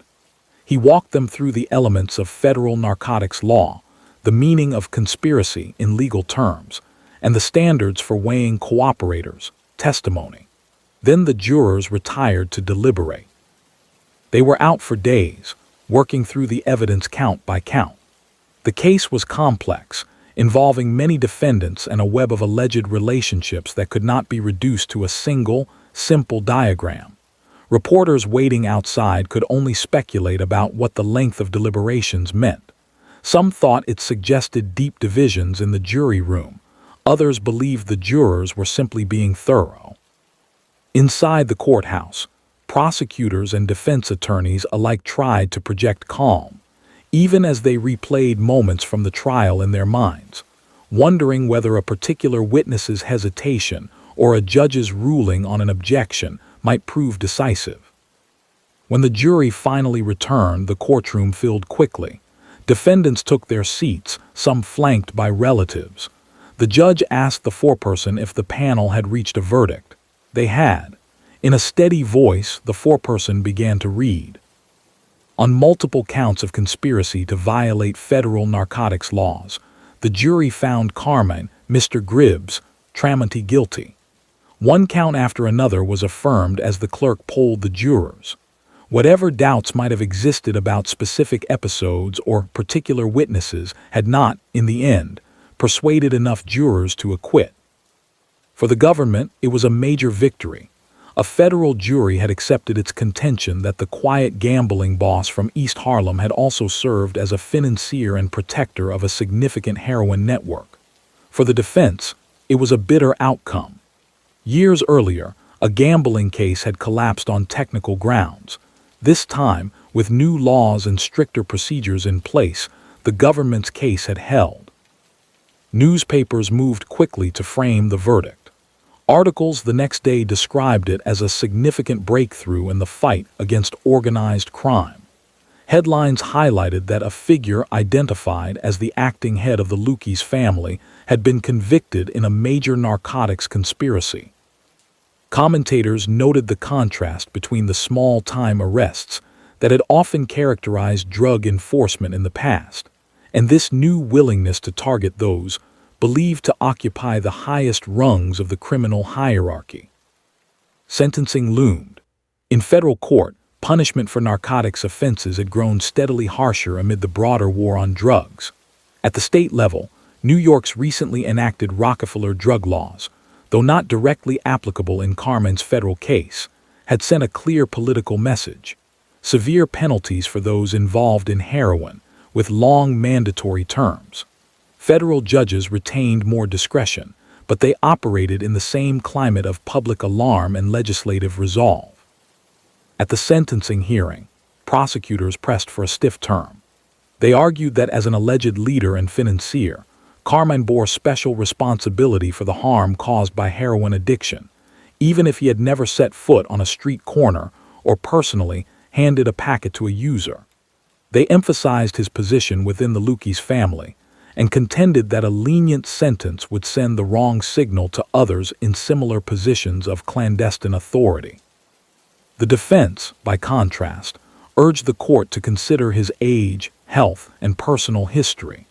They argued that locking a man in his 60s away for a long stretch would serve little practical purpose, and that there was no evidence he had ever directly engaged in the physical handling of drugs. Carmine himself, when allowed to speak, maintained his line. He did not confess or express remorse for the narcotics conspiracy. Instead, he reiterated that he had been, in his own words, a gambling man, not a trafficker in heroin. Accounts of the hearing published at the time recorded him insisting that he had never been part of the sale of drugs. Reflecting a belief, whether sincerely held or strategically asserted, that this distinction still mattered, even in the face of the jury's verdict. The judge, Weighing all of this, pronounced sentence.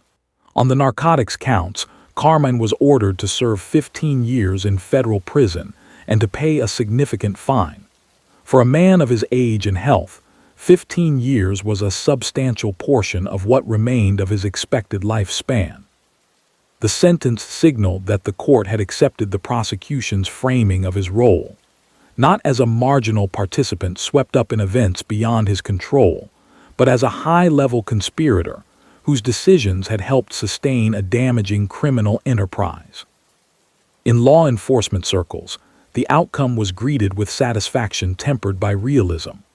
Agents and prosecutors knew that one conviction, even of a figure as prominent as the acting head of a mafia family, would not by itself dismantle the heroin trade. The economic and social forces driving demand remained. Other traffickers, both within and outside the traditional bounds of organized crime, were already maneuvering to fill any gaps. But as a demonstration of capacity, a proof that the federal government could indeed build and win complex cases against upper-level organized crime figures in the drug world, the verdict and sentence carried weight. Inside the underworld, the impact was more personal and more immediate. The Lucchese family, like the other New York families, had long maintained that its leadership was insulated from day-to-day criminal acts. The conviction of its acting boss on serious narcotics charges punctured that aura of distance. At the same time, it accelerated a transition that had already been underway. With Carmine's legal troubles mounting even before the trial, more and more operational authority had shifted to Anthony "Tony Ducks" Corallo, a seasoned capo advanced in years but still vigorous, who had deep roots in labor racketeering and construction. After the sentencing, that shift became irrevocable. While some FBI and police reports continued to list Carmine as the official head for a time, a reflection of the difficulty of tracking clandestine promotions, most knowledgeable observers understood that effective control now lay with Corallo. He would, in the years ahead, reshape the family's focus, placing even more emphasis on infiltrating legitimate industries and unions, particularly in the construction sector, while still maintaining traditional rackets. Carmine became, in effect, a retired figurehead, his influence constrained by prison walls and the steady erosion of his health. His legal challenges did not end with the narcotics conviction. Around the same period, he faced a separate federal indictment in a securities fraud case involving the manipulation of stolen or fraudulently obtained stock certificates. The details were intricate: shell companies, forged endorsements, attempts to convert illicit paper into cash through brokerage accounts and banks. To prosecutors, the case underscored the breadth of criminal activity in which some organized crime figures were alleged to be involved, extending beyond the familiar worlds of gambling and loans into more abstract financial schemes. For Carmine, already under the weight of a 15-year narcotics sentence, the securities charges added another layer of legal pressure. In that second case, he ultimately did not go to trial. Facing the reality that even if he somehow prevailed there, he would still be serving a lengthy term on the heroin conviction, he agreed to plead guilty to a reduced set of charges. The court imposed additional prison time and fines, but structured the sentence in a way that largely ran concurrent with his existing term. The practical effect was to solidify his status as a long-term federal prisoner, rather than someone likely to return quickly to the streets. His admission in the securities matter marked a contrast with his stance in the narcotics case. There, he had maintained a flat denial of involvement. Here, in the more technical world of forged signatures and stock certificates, he tacitly acknowledged participation. The pattern reflected, in part, the way he and many of his generation of organized crime figures viewed their own conduct. Gambling and schemes against banks or faceless corporations belonged to a familiar category, illegal but, in their own framing, less morally fraught than trafficking in a drug that had ravaged neighborhoods. However much such distinctions might have mattered to them, They carried limited weight in courts increasingly focused on patterns of organized criminal enterprise. Once the court proceedings ended, Carmine's world narrowed dramatically. He was transferred into the federal prison system, eventually landing in institutions equipped to handle inmates with significant medical issues. Reports from the period, while sparse on personal details, describe him as suffering from cardiovascular problems and other ailments common among men of his age and background. The federal facilities that housed him combined ordinary security measures, counts, controlled movement, limited contact with the outside, with infirmary services that attempted, to varying degrees of success, to manage chronic conditions. In prison, his name still carried weight. Among other inmates, especially those with ties to the underworld, he was recognized as a man who had once held a high position in one of New York's 5 families. That status translated not into overt privileges, which the Bureau of Prisons was keen to avoid, but into a certain deference in day-to-day interactions. Younger prisoners with their own reputations to build might have sought proximity to him, hoping to bask in reflected influence. Yet the environment also imposed strict limits. Conversations were monitored, visits were brief and regulated, written correspondence was screened or at least subject to inspection. Despite those constraints, organized crime bosses historically had sometimes managed to exert influence from behind bars, passing messages through visitors, coded letters, or attorneys. Whether Carmine tried to do so in any sustained way remains unclear. By the time he was firmly settled into his sentence, real operational command of the Lucchese family had already transitioned to Corallo and others. Law enforcement sources in the mid-1970s increasingly treated him as a diminished figure, respected as an elder, but no longer at the center of strategic decisions. The very nature of his leadership role had been that of a caretaker. Prison transformed that from an informal designation into a practical reality. He had, in effect, been retired by circumstances more forceful than any internal vote. Outside the prison walls, appeals moved through their own slow channels. His attorneys challenged his narcotics conviction before the U.S. Court of Appeals for the Second Circuit, arguing, among other points, that the evidence had been insufficient to tie him personally to the heroin conspiracy, and that the use of certain wiretaps or informant testimony had overstepped legal boundaries. The appeals court, reviewing the record, rejected those arguments and upheld the verdict. Petitions to the Supreme Court did not succeed in obtaining review. With each denial, the legal path narrower. The 15-year sentence looked less like a temporary setback and more like the defining frame for the rest of his life. Meanwhile, the city he had known so well was in crisis. New York's fiscal problems deepened into a full-blown emergency in the mid-1970s, with headlines speculating openly about municipal bankruptcy. Public services were cut, police and fire departments reduced staffing, entire neighborhoods struggled with rising crime and deteriorating infrastructure. Heroin, despite major cases like the one against Carmine's network, remained entrenched.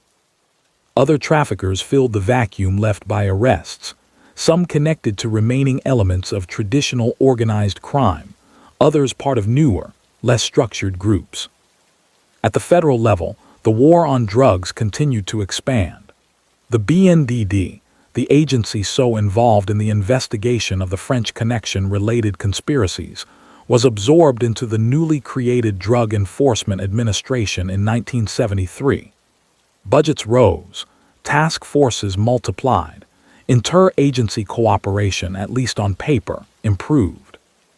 The model pioneered in the case against Carmine and his co-defendants, complex, multi-year investigations targeting organizational leadership rather than only street-level dealers, became more common. RICO, once a new and untested statute, was increasingly invoked in indictments seeking to portray criminal behavior as part of ongoing enterprise. Within that broader shift, the case that had sent Carmine to prison came to be seen as an early template. It showed that juries could be persuaded to connect the often fragmentary evidence of leadership involvement in narcotics to the legal definition of conspiracy. It also demonstrated both the power and the limits of such prosecutions.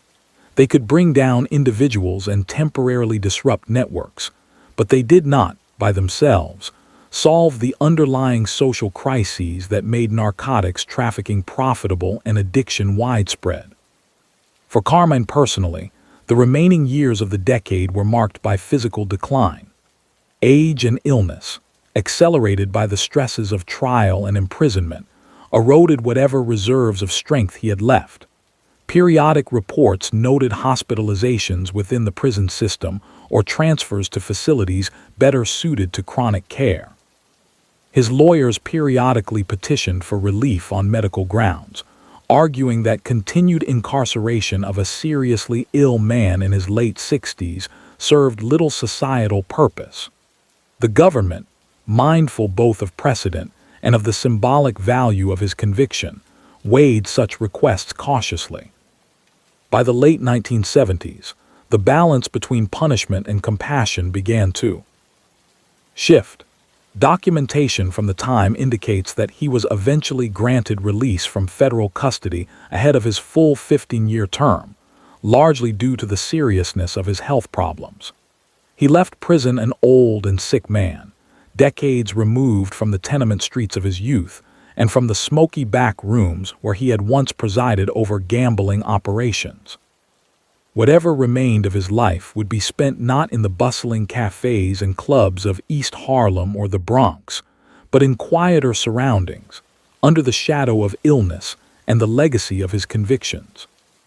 When Carmine, Mr. Gribbs, Tramunti finally walked out of federal custody in 1978, the world he entered bore little resemblance to the one in which he had first learned to run dice games in basement clubs. He was released not as a triumphant returnee, but as a man in failing health, discharged early on compassionate grounds after doctors and prison officials concluded that his medical problems were too severe for continued incarceration. The specifics of his diagnoses were not laid out in public in detail. Contemporary accounts and later references spoke of serious heart trouble and other age-related ailments. What was clear was that at 68 years old, with years of prison life and stress behind him, he had neither the stamina nor the freedom of movement that had once defined his quiet authority on New York streets. His return to civilian life was subdued. There were no celebrations in social clubs, no public gatherings of former associates. He slipped back into the city with little fanfare, his movements necessarily restricted by his physical condition. Even if he had harbored any intention of reasserting himself in the underworld, the practical obstacles were enormous. The Lucchese family's day-to-day operations were by then firmly in the hands of Anthony "Tony Ducks" Corallo and his circle, men who had spent the preceding years consolidating influence in labor unions, construction, trucking, and continuing gambling and loans. Law enforcement surveillance in the late 1970s increasingly focused on them, not on a sick older man who had already given the government a major courtroom victory. The New York to which he returned was a city on edge. The fiscal crisis that had erupted in the mid-1970s had left deep marks: cutbacks in municipal services, crumbling infrastructure, anxiety about crime. The 1977 blackout and the looting that followed remained fresh in people's minds, as did the terror generated by the Son of Sam shootings. In many neighborhoods, including some of the same areas of Harlem and the Bronx where Carmine's gambling operations had once thrived, boarded-up storefronts and vacant lots signaled disinvestment and decline. Heroin, despite high-profile cases like the one that had sent him to prison, remained entrenched, its presence reflected in police reports, hospital admissions, and the sober assessments of social service agencies. Organized crime, too, had adapted to these conditions. The traditional structure of the five families still existed: bosses, underbosses, capos, crews, but the emphasis of their rackets shifted over time. With the expansion of federal racketeering laws and a more coordinated law enforcement focus, the families increasingly sought profits in less visible forms of corruption: bid rigging in public contracts, control of trucking routes, skimming from construction projects. Narcotics remained part of the picture in various ways, but so did old-fashioned loan sharking and the infiltration of legitimate businesses. In this evolving landscape, Carmine no longer occupied an active place. His convictions and imprisonment had frozen him in an earlier phase of the story, as a caretaker boss caught at the intersection of the gambling era and the narcotics crackdown. For law enforcement, his early release was not a signal to relax. Even as he left prison, FBI and Drug Enforcement Administration agents continued to keep track of his name, noting his change in status in internal files. But the tone of those notes shifted. Where once he had been described as an acting boss and potential financier of major criminal schemes, he was increasingly listed as an aging, infirm former leader. Surveillance resources were limited. Agents chose to concentrate on men still believed to be organizing rackets and meeting frequently with other underworld figures. In the hierarchy of targets, Carmine receded into the background. The last months of his life played out largely outside the public eye. He lived quietly in New York, his world circumscribed by medical appointments and the company of family members. There is no credible evidence that he tried to re-enter active criminal leadership. Indeed, his physical condition and the changed dynamics within the Lucchese family made such a role implausible. To the extent that old associates visited or called, their interactions were likely colored as much by nostalgia and respect for an elder as by any expectation of fresh commands. The man who had once presided over policy banks in East Harlem now spent more time in doctors' offices and hospital rooms than in cafes or clubs. On October 15, 1978, he died in a hospital in Queens. The official notices were brief and factual, noting his age, his status as a convicted organized crime figure, and the immediate cause of death as complications from his long-standing health problems. There were no dramatic scenes, no last-minute legal maneuvers. The federal government, which only a few years earlier had devoted enormous resources to proving his involvement in a major heroin conspiracy, marked his passing in its files and turned its attention fully to other targets. Press coverage of his death reflected the dual identity he had acquired in the public mind. Some newspapers referred to him as a former mafia chieftain or reputed Lucchese boss, emphasizing his alleged leadership role more than the specifics of his convictions. Others framed him as a link to the French Connection era, noting that he had been tried and sentenced as a financier of heroin networks at a time when the city had been reeling from addiction. A few pieces briefly sketched his life: Italian immigrant roots, rise through gambling, brushes with the law, ultimate downfall in federal court. None attempted a sympathetic portrait, but some acknowledged the complexity of his journey from the tenements to the center of a major criminal trial. His burial, like much of his life, was not a spectacle in the broader civic arena. Organized crime funerals sometimes drew attention when they brought together large numbers of known figures in one place, creating opportunities for law enforcement observation and public curiosity. In Carmine's case, whatever gathering occurred attracted little mainstream notice.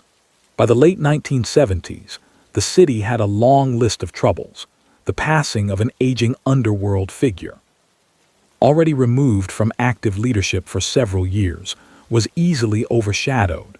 For his family, it was the loss of a husband, father, or relative. For law enforcement, it closed a chapter that had already been largely written in court transcripts. Within the Lucchese organization, his death was more a symbolic endpoint than a practical disruption. Real authority had shifted decisively to Corallo well before 1978. Under Corallo's direction, the family strengthened its presence in construction unions, cement and concrete supply, and other industries critical to New York's ongoing cycles of building and renovation. These ventures, while less immediately visible to the general public than street corner drug dealing, had enormous financial implications. In later years, federal prosecutors would allege that the Lucchese family, along with others, took control of major segments of the city's construction market through bid rigging and extortion, extracting a hidden tax on everything from office towers to public housing projects. Carmine did not live to see those later developments, nor was he present when the federal government launched the so-called commission case in the mid-1980s, using RICO statutes to prosecute the heads of several New York families, including Corallo, for collectively managing a sprawling set of rackets. That landmark case would send a new generation of mafia leaders to long prison terms and fundamentally alter the balance of power in the underworld. By then, Carmine's trials had become a kind of historical prelude, an early example of how determined federal efforts could pierce the upper layers of organized crime. In assessing his life, historians and law enforcement veterans have often returned to the contrast between his self-presentation and the government's depiction. He consistently insisted that he was a gambling man, not a drug trafficker, and that whatever wrongs he had committed lay in familiar vice trades that had existed in various forms for generations. Prosecutors, by contrast, portrayed him as a willing participant in a heroin conspiracy that devastated vulnerable neighborhoods. The jury's verdict and the appellate court's refusal to overturn it gave formal weight to the government's view, but questions persisted about how directly involved he had been in the operational details of narcotics trafficking, as opposed to providing financial and organizational backing. Those questions tap into a broader issue that goes beyond one man's case: the difficulty of drawing neat lines of responsibility in complex criminal enterprises. Mafia bosses and acting bosses often tried to keep their own hands physically clean, delegating riskier tasks to subordinates and communicating in veiled or indirect ways. When prosecutors sought to hold them accountable, they had to rely on patterns of behavior, coded language, and the testimony of intermediaries. Critics, including some defense attorneys and civil libertarians, worried that this could lead to guilt by association, with reputations and positions substituting for concrete acts. Supporters of the government's approach countered that, without such inferences, the leaders of dangerous organizations would remain untouchable, shielded by layers of deniability. Carmine's story sat squarely in the middle of that debate. To the investigative agents who had pursued him, he was an example of a previously insulated figure finally brought to justice under new legal tools. To some of his contemporaries, especially in the Italian-American communities where he had grown up, he remained a more ambiguous figure, someone who had undoubtedly lived on the wrong side of the law, but whose precise role in the drug trade was harder to reconcile with their personal memories of him, managing numbers and card games. That divergence reminds us that historical figures often look different depending on which sources we prioritize. Official documents, court records, neighborhood recollections, or journalistic accounts. One aspect of his life that tends to get overshadowed by the drama of his convictions is the way it reflected larger currents in 20th century American history. He was part of the great wave of Southern Italian migration that reshaped cities like New York in the early 1900s, bringing with it both cultural richness and intense economic competition. His rise through illegal gambling in East Harlem spoke to the limited opportunities and pervasive discrimination that many immigrants faced, conditions that made the shadow economy both tempting and, in some cases, almost a parallel labor market. His later entanglement with heroin trafficking, whether as central strategist or reluctant financier, illustrated how organized crime structures originally built around alcohol, gambling, and modest extortion, adapted to the high-profit but high-risk world of narcotics in the post-war decades. The legal battles that defined his later life, in turn, traced the evolution of American law enforcement's response to organized crime. The failed gambling case of the early 1960s, undermined by defective wiretap procedures, exemplified an older, more ad hoc approach to eavesdropping and evidence. The successful narcotics prosecution of the 1970s, by contrast, showed how federal agencies and prosecutors had learned to use new statutes, better coordinated surveillance, and cultivated informants to build more durable cases. His experience mirrored a shift from local, often fragmented efforts against vice to a national, systemic campaign against complex criminal organizations. Popular culture, too, placed him, if indirectly, in a changing context. The early 1970s, when his alleged involvement in heroin schemes came under scrutiny, were also the years when films like The Godfather and later television portrayals cemented a romanticized image of mafia bosses as feudal patriarchs bound by codes of honor. Those fictional depictions often downplayed the messy, economically driven nature of most organized crime. Carmine, in reality, was neither a tragic anti-hero nor a mythic don. He was a working criminal administrator, a man whose influence derived from his ability to manage bets, enforce debts, and later, according to the courts, help finance more destructive ventures. The gap between that prosaic reality and the cinematic myth underscores how public perceptions of organized crime can drift far from the historical record. In the end, his legacy resists simple categorization. He was not, by the standards of his own world, among the most flamboyant or brutal of mafia leaders. He did not preside over spectacular internal wars or headline-grabbing vendettas. His power lay in continuity and relationships, decades spent in the same neighborhoods, dealing with the same families, understanding the rhythms of small wagers and larger debts. Yet the timing of his ascent to formal leadership, coinciding with the heroin crisis and the federal government's renewed determination to confront organized crime, ensured that his name would be indelibly linked to one of the most troubling chapters in New York's modern history. When he died in that Queens hospital in 1978, there was no way for him to control how he would be remembered. The paper trail left behind, indictments, trial transcripts, sentencing memoranda, prison records, tilted the narrative toward his role as a convicted heroin conspirator. The older history of his life, his childhood as an immigrant in East Harlem, his years spent as a low-profile gambling boss, his connections to a community that had both shaped him and borne the consequences of his choices, survived more unevenly, scattered across police reports, scattered memoirs, and the fading recollections of those who had known him. What we can say with confidence is that his story, in its specifics and in its broader arcs, offers a window into how poverty, opportunity, crime, and law enforcement intertwined across much of the 20th century in New York City. With his death, the man at the center of that story receded into the past. But the structures and dynamics that had enabled his rise, the legacy of mass migration, the persistence of urban inequality, the adaptability of organized crime, and the evolving tools of the state, remained very much alive, shaping the lives of others who would follow different paths through the same troubled landscape.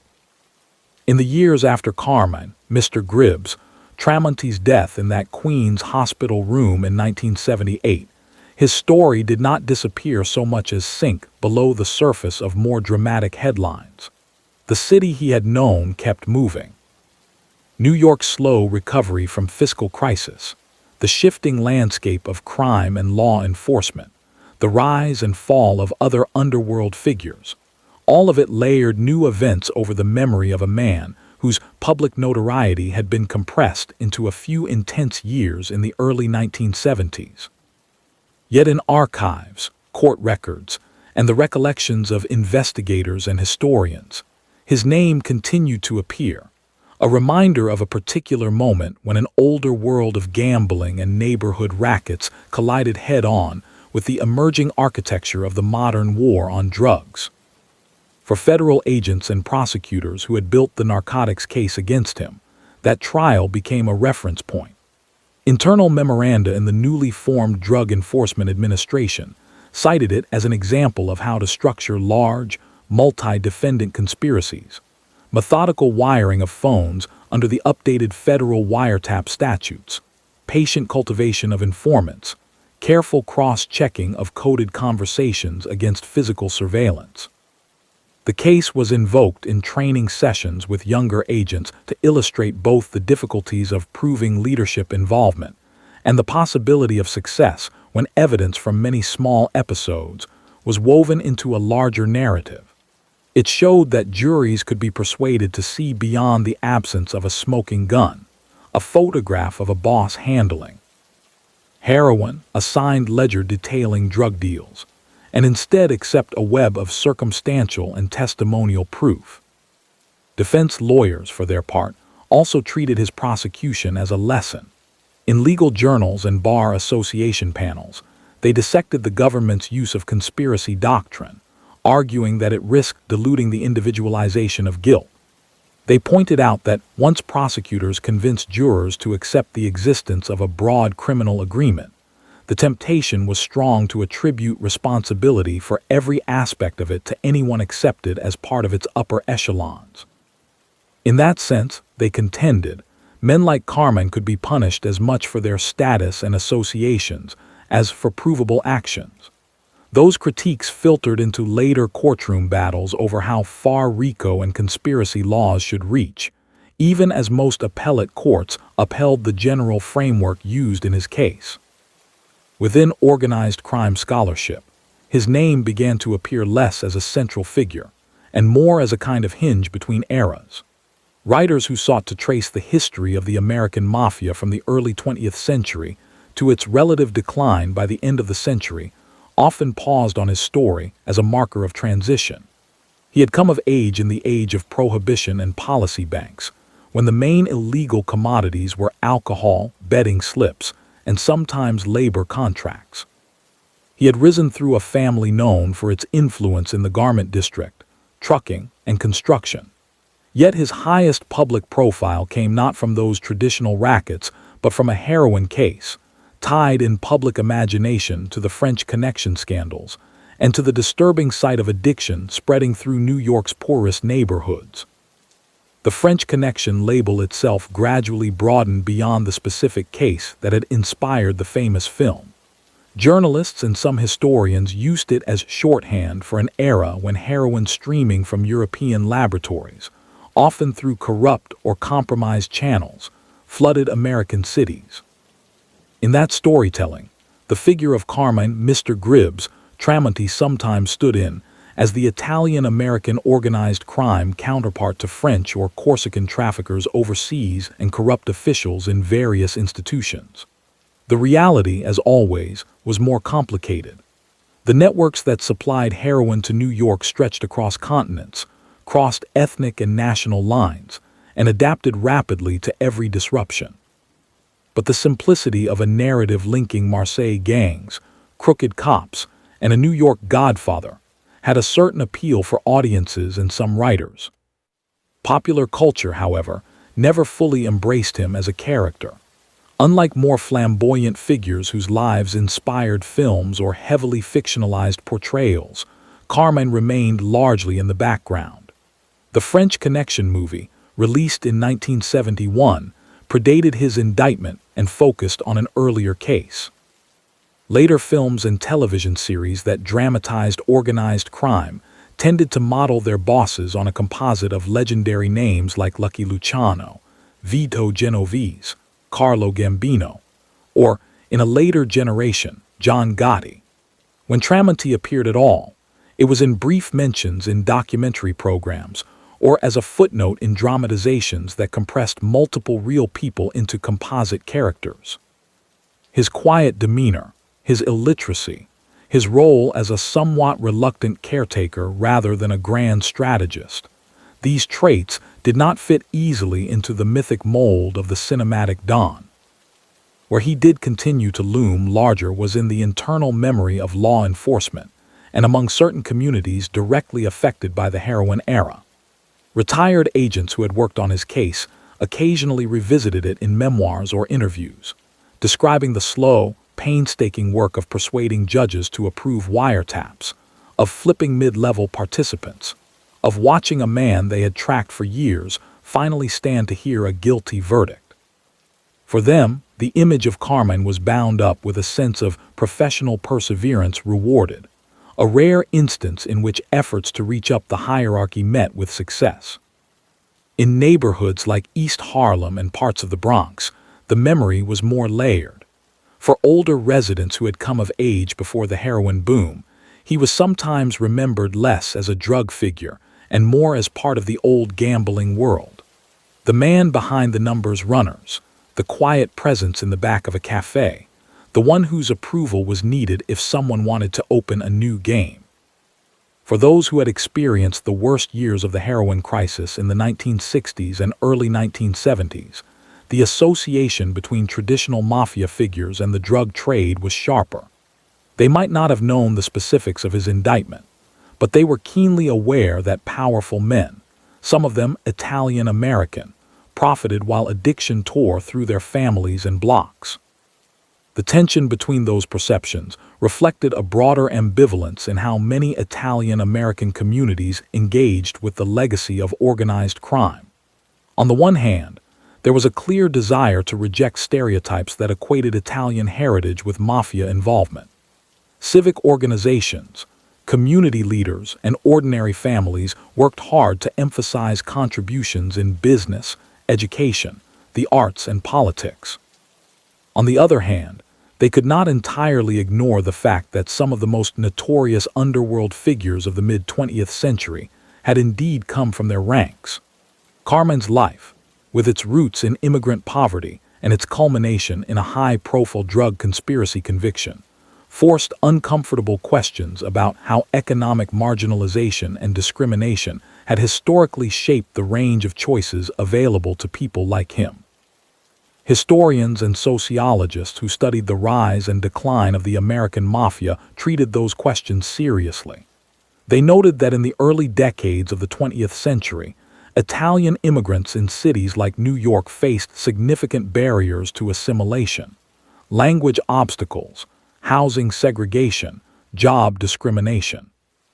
In that environment, parallel institutions, mutual aid societies, ethnic business networks, and at the darker edge, organized crime groups, filled gaps left by the mainstream economy and state.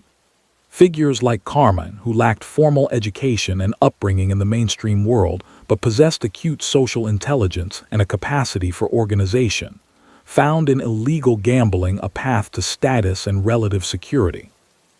Over time, as later generations of Italian Americans moved into middle-class life, the social soil that had nurtured such careers thinned, but its legacy remained.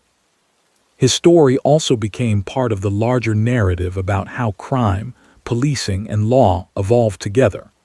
The early wiretap case in which New York courts had thrown out evidence against him became, for legal scholars, a landmark in the history of privacy law and procedural safeguards. It showed how judges could rein in overreach by local authorities, but it also spurred legislators and federal agencies to craft more precise statutes that made future surveillance legally sturdier. The later federal case that secured his conviction demonstrated the other side of that evolution. Once the government had learned to move within the new rules, it could build more formidable cases than before, reaching further up criminal hierarchies. The balance between effective enforcement and protection of civil liberties was never static.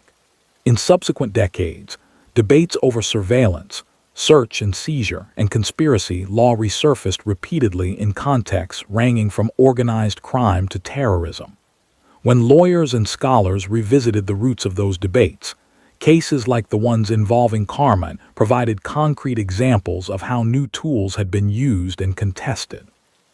His life thus intersected, in ways he could not have anticipated, with constitutional questions that would long outlast the specific crimes alleged against him. Meanwhile, the world of organized crime that had shaped him continued to change. In the 1980s, the federal government launched the commission case, targeting the leadership of several New York families, including the Lucky's organization, then headed by Anthony Corallo. Using RICO, prosecutors argued that the bosses collectively controlled a broad coalition of rackets, from construction and trucking to labor unions and extortion. The case drew on lessons learned in earlier prosecutions, including those against narcotics figures like Carmine, use of turncoat witnesses from within the mafia, extensive electronic surveillance, and enterprise-wide theories of liability. Convictions in that case resulted in lengthy prison terms for multiple bosses, accelerating the erosion of the old mafia order. The heroin trade, which had made Carmine so notorious, also changed form. By the late 1970s and into the 1980s, new routes and organizations gained prominence. The Pizza Connection case, for example, uncovered a network in which Sicilian traffickers used pizzerias in the United States as fronts for distributing heroin. While some members of American mafia families were implicated, the balance of power in narcotics shifted more explicitly toward transnational groups. Later, other substances, cocaine, then crack, and eventually synthetic drugs, transformed the economics of drug dealing yet again. Figures like Tramunti, rooted in older patterns of geography and culture, seemed increasingly like representatives of a bygone phase. Yet the underlying dynamics of supply, demand, and vulnerability that had made heroin profitable in his time did not vanish. Economic inequality, racial segregation, underfunded schools, and limited access to health care continued to leave many communities exposed to the harms of addiction and the allure of illegal markets.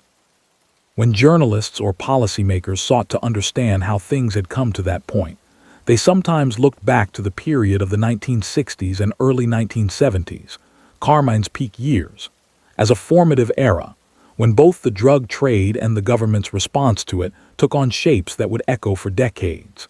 His case, sitting at the intersection of those forces, offered a concrete story around which broader analyses could be organized. The scarcity and unevenness of sources about his personal life also shaped how later generations understood him. Unlike some contemporaries who gave interviews, wrote autobiographical sketches, or left behind letters, Carmine's difficulties with reading and writing, and his preference for secrecy meant that he did not generate much in the way of self-authored material.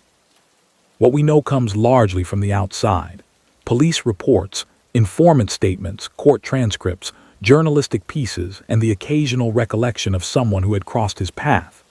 Each of those sources has its own limitations and biases. Police files are shaped by investigative priorities and assumptions. Informants may exaggerate or misremember. Journalists, working under deadline and often with partial information, sometimes simplify. Historians trying to reconstruct his life have to navigate those limitations carefully. They can cross-reference different accounts, check names and dates against official records, and weigh the internal consistency of stories. They can set individual episodes against the broader context of what is known about the Lucky's family's activities, Italian-American migration, or the development of the heroin trade. But some details will always remain uncertain. The exact nature of a particular meeting, the tone of a conversation recounted years later, the private doubts or rationalizations that may have occupied his mind during key decisions. In that sense, Carmine stands as a reminder of the partial nature of historical knowledge, especially when dealing with participants in clandestine worlds who had strong incentives to leave as few traces as possible. Even so, the outline that emerges is coherent enough to support broader reflections. A boy from a poor immigrant family, growing up in crowded tenements and on rough streets, finds a measure of power and status in the underground economy of gambling. Over decades, he builds relationships, manages crews, and learns to navigate the informal codes of a criminal subculture. When his organization's longtime boss falters, he is elevated as a caretaker leader, a man trusted to keep things running smoothly rather than to innovate. At that very moment, the social environment shifts, heroin spreads, federal law enforcement reorganizes, and new legal tools like RICO and modern wiretapping statutes come into play. The caretaker finds himself, perhaps unwillingly, at the center of a storm that redefines how his kind of power is perceived and punished. That arc, with its mix of personal agency and structural forces, complicates simple moralizing. It does not excuse the harm caused by the criminal enterprises he served. The damage wrought by addiction, by gambling debts, by intimidation and corruption is well documented. But it does invite us to see those harms not as the work of isolated villains, but as the product of intersecting systems. Economic exclusion, institutional corruption, and the human tendency to seek advantage and security even in morally questionable ways. Carmine's life did not create those systems, but he operated within them and in his sphere helped sustain them. In New York today, the physical traces of his world are faint. Many of the old East Harlem tenements where he first learned the rhythms of the street have been renovated, replaced, or repurposed. Cafes and social clubs that once served as informal headquarters for policy banks or crew meetings have closed or changed hands. The faces on the FBI's organized crime charts are different and fewer. The mafia's influence, though not entirely gone, has been reduced by decades of prosecutions and cultural change. If you walk those blocks now, you are more likely to hear conversations about rents, schools, and local politics than about the people behind card games or numbers racks. Yet beneath that surface, echoes remain. In family stories, in the memories of older residents, in the occasional glance at a news article that mentions a name from the past. Tramunti's story, then, is less a tale of an extraordinary criminal genius than an illustration of how ordinary traits, persistence, caution, social acumen, can, in certain contexts, produce significant power and lasting consequences. He did not seek publicity and recoiled from the limelight when it finally found him. He saw himself, by his own account, as a practical man in a predictable line of work, taking bets, managing money, keeping order among volatile personalities.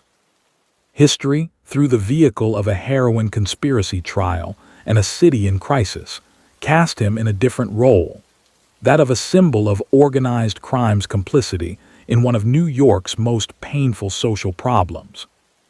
How we judge him depends in part on which of those roles we emphasize. But however we weigh them, his life serves as a thread that runs through some of the most important transformations of 20th century urban America: migration and assimilation, the rise of complex criminal organizations, the evolution of legal responses, and the enduring struggle of communities to assert dignity and safety in the face of overlapping forms of harm. On a winter afternoon decades after Carmine Tramunti's death, if you stand at a busy corner in East Harlem and listen, it is hard to imagine the world that formed him. Children spill out of renovated school buildings. Construction crews work on apartment blocks that bear little resemblance to the old cold water tenements. The languages on the street are a polyglot mix of Spanish, English, and many others. Whatever remains of the cafes and social clubs that once anchored Italian Harlem is tucked away in side streets or replaced entirely. The city's memory is short, and even when you are walking over the ground on which someone's life unfolded, their story is rarely visible to the naked eye. To recover that story, we rely on what has been left behind: brittle case files, yellowing newspaper clippings, fading photographs, and the kind of institutional memory that lives on in the recollections of retired detectives and aging residents. From those fragments, a picture of Carmine Mr. Gribbs Tramunti emerges, never complete, but steady enough to follow from a cramped childhood as a Southern Italian immigrant in New York, through the back rooms of East Harlem gambling joints, into the upper reaches of the Lucchese crime family, and finally to a federal courtroom where he was branded, in the language of the indictment, as a central financier in a major heroin conspiracy. Revisiting that trajectory at the end of the story forces a few questions. How did a man, with almost no formal education, who struggled to sign his own name, come to occupy a position that made his arrest and conviction headline news across the country? And what does his life tell us about the way crime, community, and state power interacted in mid-20th century America? One answer lies in the gap between formal education and practical intelligence. In the world into which Carmine was born, crowded tenements, precarious work, and meager schooling, success depended less on book learning than on reading people. From a young age, he had to gauge who could be trusted, which fights to avoid, and how to navigate the unwritten rules of a neighborhood where the state's presence was felt more as sporadic repression than as reliable protection. Illegal gambling offered someone with those particular strengths a chance at advancement. Policy, banks, and card games needed organizers who could keep track of debts in their heads, calm hot tempers, and enforce discipline without attracting unnecessary attention. Over the years, he proved he could do all of that. As Italian Harlem's older extortion gangs gave way to more structured mafia families, those same talents positioned him well. In a world that prized discretion and steady earnings, he became, by multiple law enforcement accounts, one of the Lucky's organization's key gambling men. His nickname, Mr. Gribbs, circulated quietly among bettors and bookmakers long before the wider public heard it.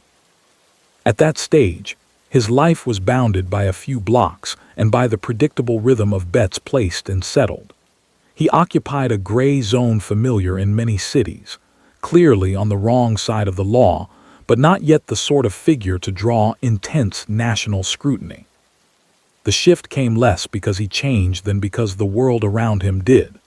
After World War II, and especially by the 1960s, heroin altered the criminal and social landscape of New York. Demand for the drug rose, supply chains from overseas became more efficient, and the consequences in working class and poor neighborhoods were increasingly dire. At the same time, the federal government began to rethink its approach to organized crime. Congressional hearings, early informant testimony from insiders like Joe Valachi, and the visible toll of narcotics pushed agencies toward a more systemic view.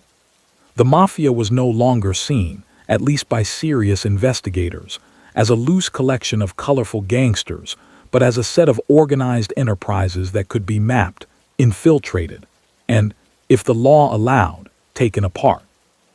Carmine's elevation to acting boss of the Lucky's family in the late 1960s happened to coincide with that turning point. He did not seize power through a dramatic coup. He was selected, in large measure, because his fellow leaders believed he would be a safe caretaker. The very qualities that had served him in gambling, caution, an aversion to publicity, a preference for incremental gains over risky expansion, made him seem like a stabilizing choice. But to prosecutors and agents increasingly determined to reach the highest tiers of organized crime, his new title carried consequences. The head of a family, even a provisional one, became by definition someone whose activities were of national interest. When narcotics investigators traced stolen heroin from police evidence rooms back to distribution rings in Harlem and the Bronx, and from there, through coded calls and informant accounts, to higher-level financiers, the man sitting at the top of the Lucky's chart inevitably drew attention. Whether Carmine personally embraced heroin as a business, reluctantly tolerated it, or tried to limit his own exposure while allowing trusted lieutenants to proceed, is a matter the historical record cannot resolve with absolute clarity. What we do know is that federal prosecutors believed they could prove, to a jury's satisfaction, that he had provided financial backing and protection to a conspiracy that moved significant quantities of heroin through New York. The conviction and 15-year sentence that followed inscribed that belief into the legal record. From the state's point of view, this was not only about one man's guilt, it was about establishing a template. The techniques refined in his case, wiretaps obtained under carefully drafted orders, reliance on insiders willing to testify in exchange for leniency, an emphasis on conspiracy charges that captured leadership roles, would be used again and again in the years that followed. RICO prosecutions in the 1980s, including the Landmark Commission case, built on that foundation, presenting organized crime as a coordinated system rather than as a series of isolated acts. In that sense, Carmine's trial was both an end and a beginning, the closing of one man's career and the opening of a new phase in federal strategy against the mafia. Yet if we shift perspective, looking not from the prosecutor's table but from the neighborhoods where his operations once ran, a more ambivalent picture appears. The illegal gambling networks he supervised in mid-century Harlem and the Bronx drew their customers from people with limited access to formal credit and entertainment.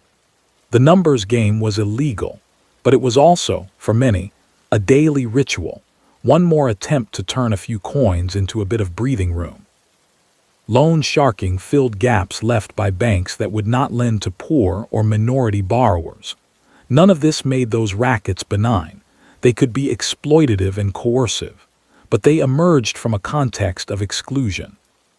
Heroin, by contrast, brought a qualitatively different level of harm.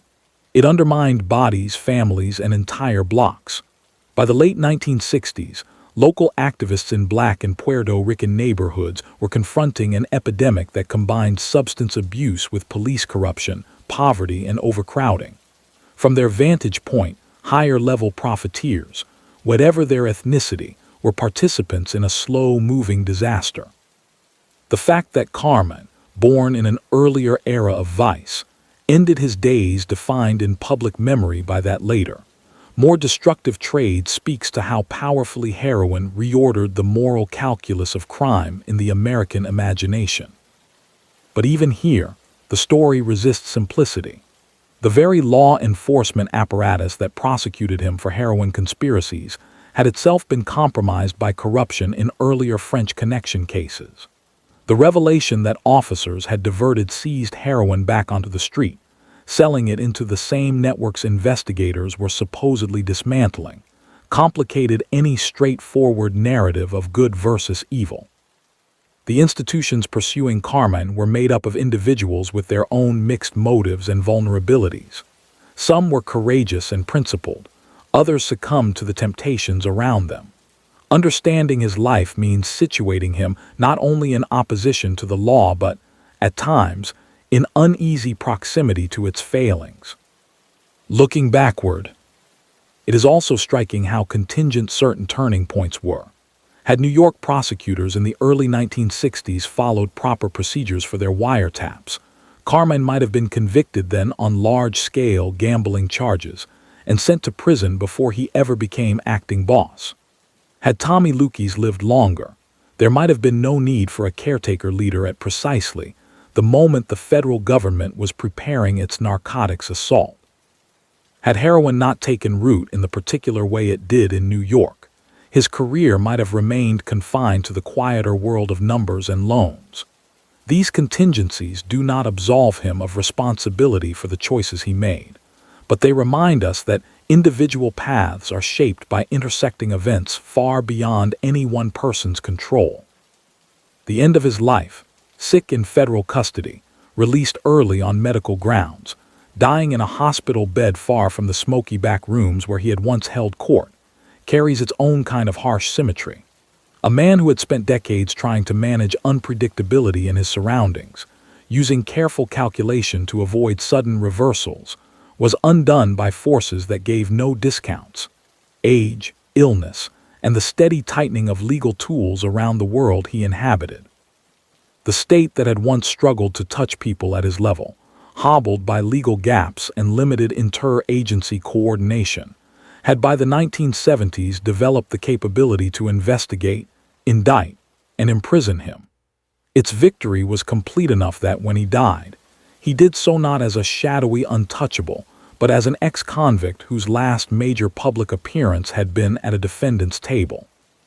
For modern audiences, accustomed to more recent images of organized crime, wiretap conversations recorded on tiny digital devices, multi-pronged RICO indictments, sensational turncoat testimonies on primetime news, the world of Carmine Mr. Gribbs Tramunti can feel at once familiar and distant. Familiar, because the idea of a crime boss overseeing gambling and narcotics is now deeply embedded in popular culture. Distant because the specific textures of his time, the crowded immigrant tenements, the centrality of local cafes and social clubs, the early, halting use of analog wiretaps, belong to a different technological and social age. That distance can make it tempting to treat figures like him as stock characters, their individuality flattened into archetypes. The old-school mobster, the reluctant drug financier, the caretaker boss caught in the wrong era. The historical record suggests something more nuanced. He was, by all surviving accounts, a reserved, pragmatic man who operated for most of his life out of sight and preferred it that way. He did not cultivate a glamorous persona or seek public notoriety. The notoriety found him only at the end, when larger currents crashed into the narrow channel he had carved for himself.